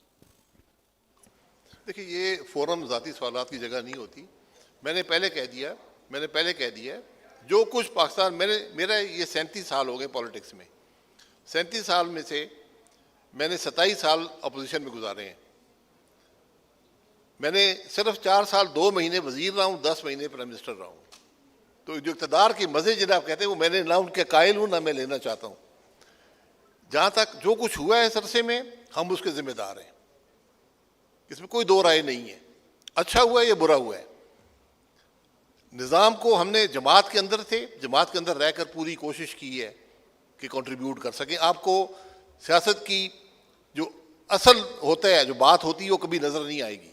वो जमात के अंदर जो इख्तलाफ होता है, वहाँ जो बात करता है, वो आपको कभी उसकी रिपोर्ट नहीं मिलेगी. तो अल्लाह के करम से हम सब ने कोशिश की है, नाकामियाँ हैं. और मैंने पहले कहा था कि आज जहाँ पर हम बैठे हैं ये कामयाबी की जगह नहीं है, तो हम इस नाकामी का हिस्सा हैं. लेकिन हमने सीखा है, हमने कभी असूलों पर कॉम्प्रोमाइज़ नहीं किया, अपना ज़मीर नहीं बेचा, एक आइन के साथ खड़े रहे हैं. यही हमारी कंट्रीब्यूशन है मुल्क के लिए, और आज भी खड़े हैं. मैं शाहिद खाकान अब्बासी के बिहाफ पे मैं कुछ कहना चाहता हूँ. भाई, आपको भी पता है और मुझे भी पता है कि अगर शाहिद खाकान अब्बासी चाहते और वो अपनी पार्टी ना छोड़ते तो आज इस वक्त यहाँ पे ना बैठे होते, इधर ये शारे दस्तूर पे किसी मिनिस्ट्री में बैठे होते और कोई तगड़ी मिनिस्ट्री चला रहे होते.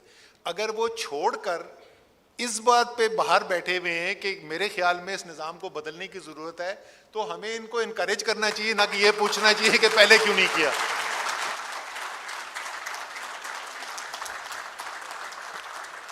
Thank you, thank you. Over to you, Taimur Nabili. Thank you, gentlemen. What a fascinating and engaging session that was. The big picture indeed. Let's round it off with some closing comments. Let me call upon our closing speaker, Air Chief Marshal Sohail Aman. Please step up to the podium. Pakistan's former Chief of Air Staff and now the Chief Executive Strategic Engagements at the Nutshell.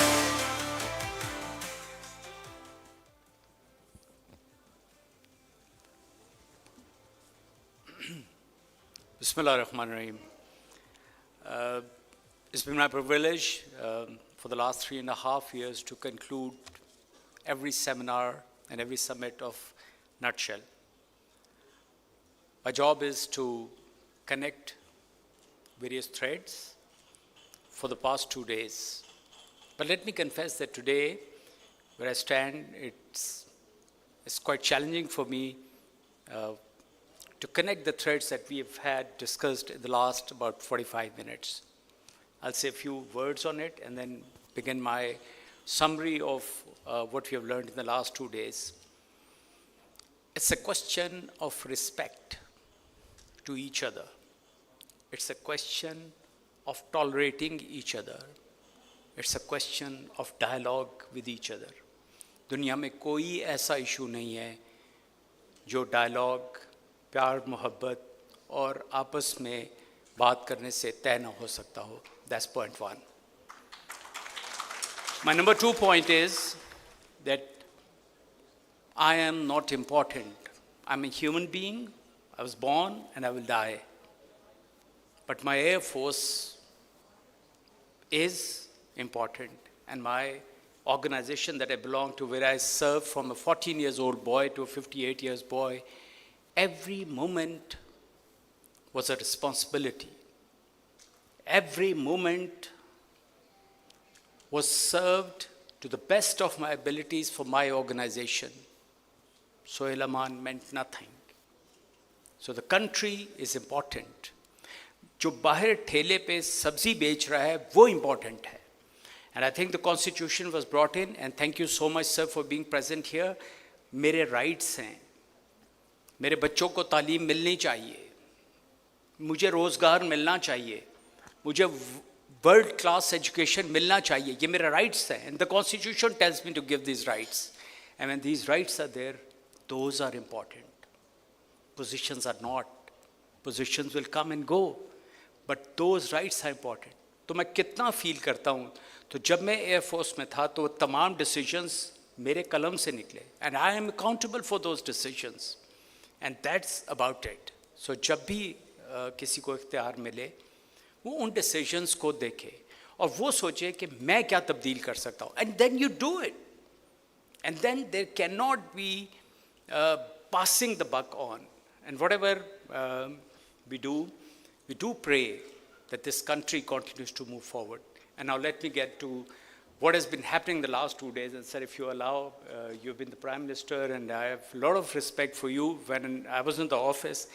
But let me tell you, this hall in the last 2 days was full of charm, full of encouragement, full of hope, and full of the way forward. And I'm going to talk about these in a very few minutes that I have. Thank you so much for each one of you, about 1,000 delegates here. You're a wonderful audience, and the way we came up with the question answer, interacting. I honestly feel privileged because this system has become an institution where Nutshell brings about twice a year about 25 foreign delegates, and we interact with you.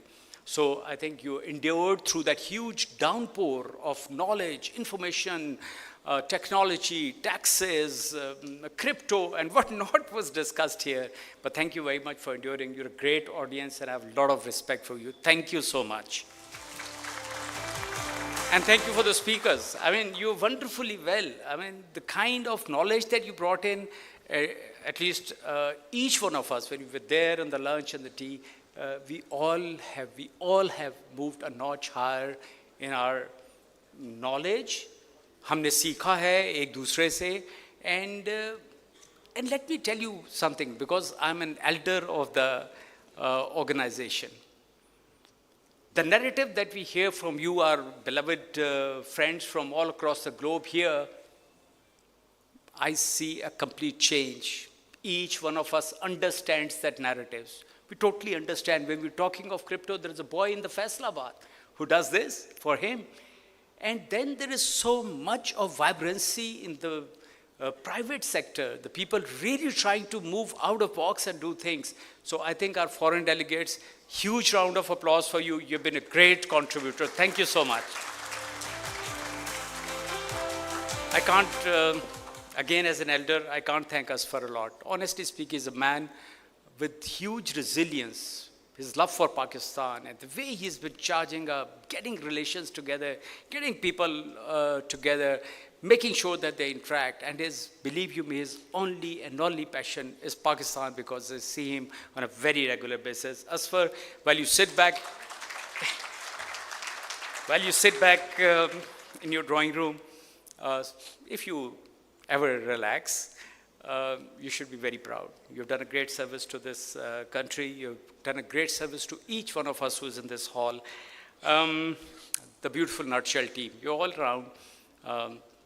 This is an amazing team. I mean, untiring efforts, and they've been able to work on the challenges, and any challenge 24/7. The guys are ready, the girls are. In fact, guys are less now, the girls are more, especially in the management position and the leadership positions. You've been a tremendous team. All right, few quick takeaways. This world is absolutely crazy, but what is being happening here is we're moving on from a unipolar to a bipolar or multipolar world. It's not easy. And I think the historians would remember how was the unipolar world going on. Might is right. What's happening in Palestine, the people who have power, money, technology, they drive the whole thing, and the value system does not. So we are into a difficult time frame, and we must all realize we may have different religions, we may have different countries, but the value system is the same.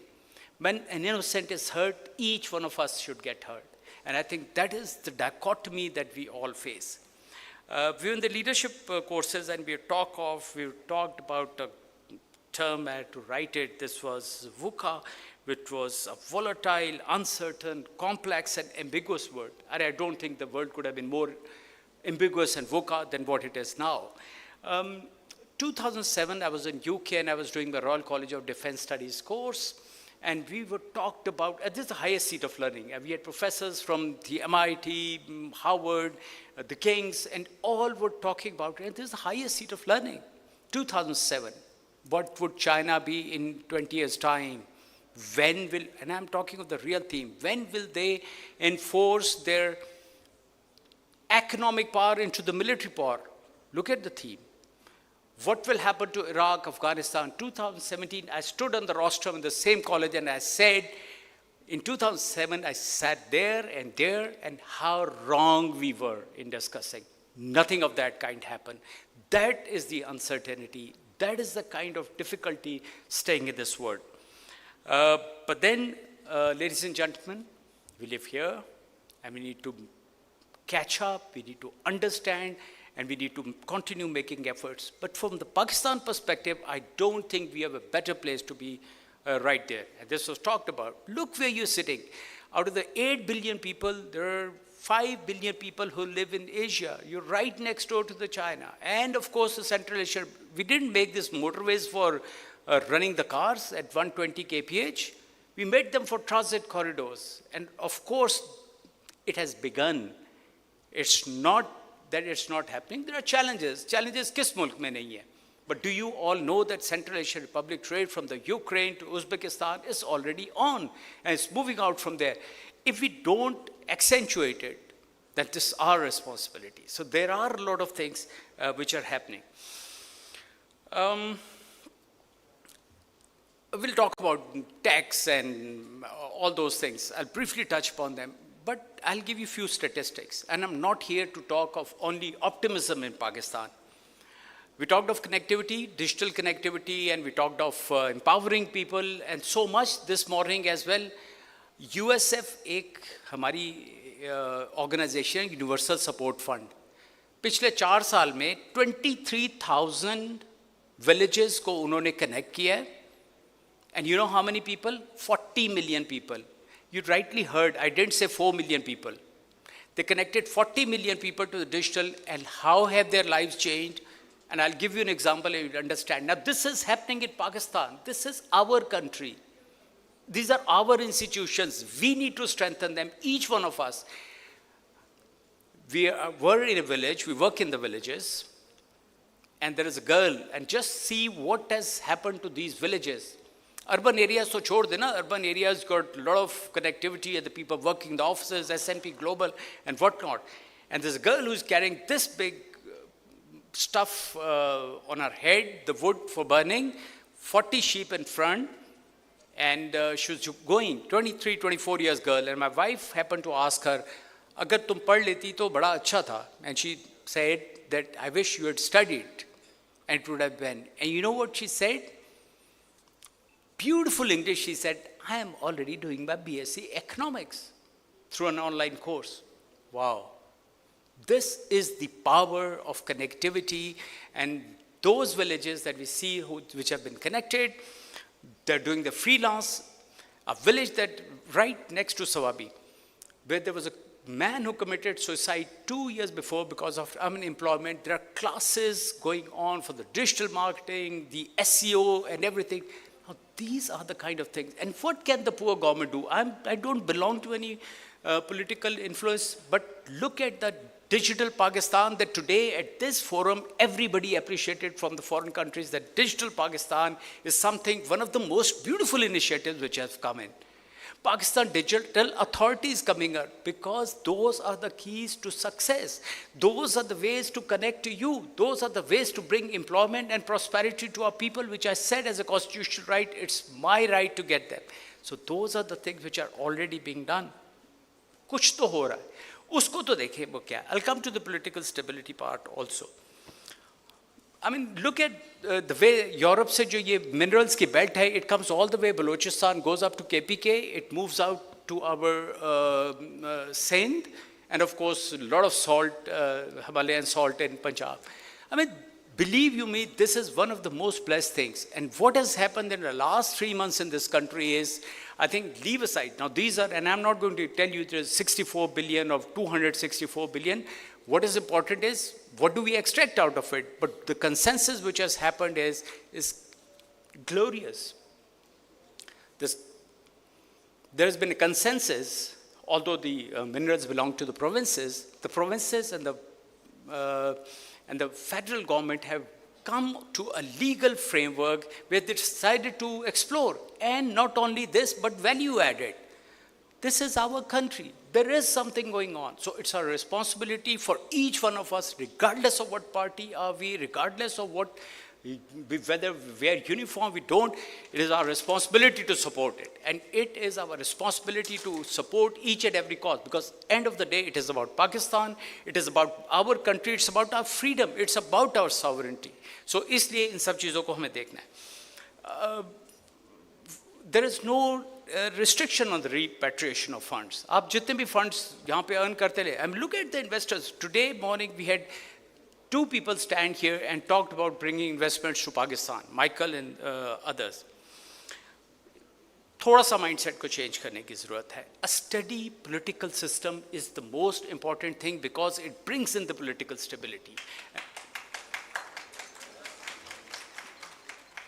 But with consultation, with agreement, with sitting down and arguing on the policies, ये सब कुछ करना बहुत ज़रूरी है.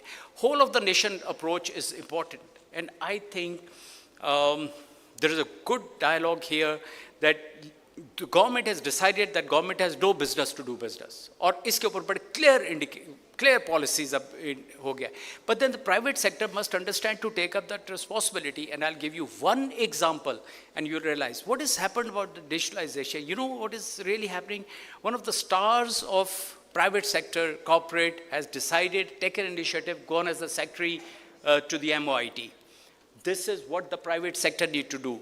मुल्क तो हमारा है ना, तो हमें जाके काम करें. तो there's nobody you can say policies are made by the public sector, so public sector is to be blamed and private sector can call. No, everybody has to come together, and this started to happen, and I'm very, very happy and very proud about this. So that's wonderful.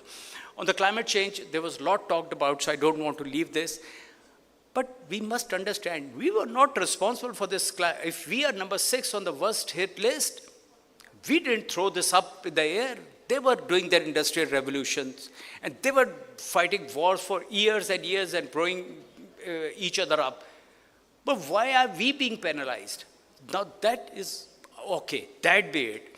But then there is a lot of money. If we look at ourselves, there's a lot of money, about 1,000 billion for next 7 years, which is dollars, which is lying and which needs bankable projects. And Aswar did point out our ability to make the bankable projects is literally dismal. We need to work on it, both private sector and public sector, to make sure that we are right there. Second last point is on the skill development. Let's be honest, this NEFTEC and all those systems, I don't want to use the word failed, but they haven't performed. Make towns of skills. And the organizations which do the right kind of skill development, unke bahar lines lagi hui hain, foreigners ki jo skill developed logon ko le jana chahte hain, rightly skilled. Now, why can't we saying that we've got 60%, 150 million population? No, the point is make them skilled, make them workable. Or ye in tarah se nahi hoga. We have to take decisions which are hard decisions. We'll have to take decisions and then make sure they're implemented. We need to make towns of IT and the vocational training, and that be it. जब तक हम ये नहीं करेंगे, AI centers नहीं बनाएंगे, हम जब तक data centers नहीं बनाएंगे, 36 है ना अभी, तो why can't they be 306? But that awareness has to come, and we need to drive. There is a ship which is moving out. There is no option that we miss it. We have to ride the ship, and this has to be done. And we did talk about, but I think making our people rightly skilled is something which is critically important. Our universities, I'm very happy a lot of university rectors are here, the faculty is here, you have huge responsibility. We don't want to teach our children about yesterday and today's education. You have to tell them what's going to happen to them in future. What are you going?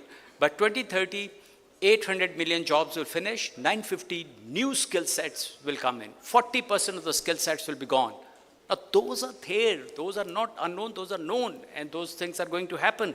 Now what do you need to teach? Do you need to globalize the way this forum was? We need to globalize education. We need a digital transformation into the minds of every student who goes there. We need creative thinking in them. We want them to go away from the routine. Okay, thank you. So creative thinking उनके अंदर आप लेके आएं, उनके अंदर आप critical thinking develop करें, उनके problem solving करें, and last but not the least, make them good Pakistanis, make them good citizens. That's your responsibility. And my last point is on the women. You can't exclude 50% of the population not contributing into national economy, and they could be utilized in terms of whatever role that they are, but develop them into very good mothers. That's something very important. If I was to prioritize, and I was to say one last point, our all efforts at the government level should be to mainstream our other provinces. AJK, Balochistan, KP, Sindh, and the elder brother has to do the job. Sit down, and I said that the first thing, sit down, speak to them, look at the grievances. जब आप table पे बैठ जाएंगे, जब आप इन चीज़ों को देखेंगे, only then you will emerge as united. We have tremendous potential. This was talked about. It is our country, it is our job, and we shall do it, inshallah. Thank you.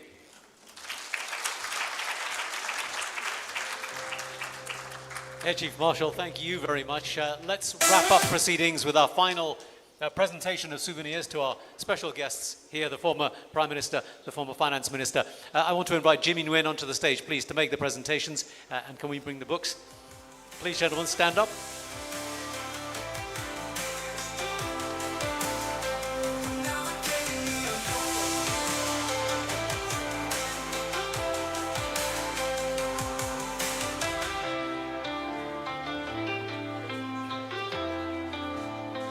Make the first presentation, please, Jimmy, to the former Prime Minister of Pakistan, Shahid Khakan Abbasi.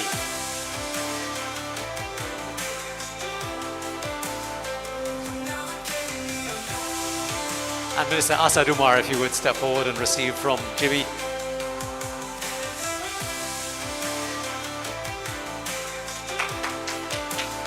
A final round of applause for our special guests, ladies and gentlemen. Let's make it a bit more rousing than that. Come on, it's been a fantastic session. Been a really good question and answers going on, and a really great end to 2 days of, as the Air Vice Marshal called it, a downpouring of knowledge.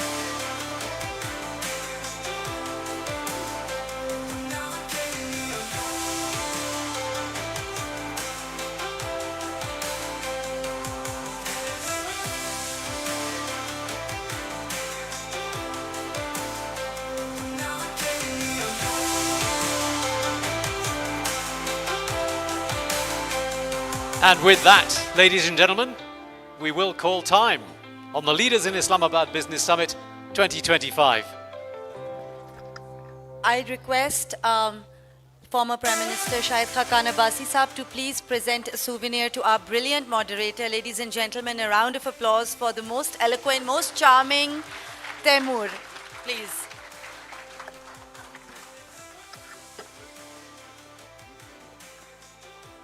Let's clap, please.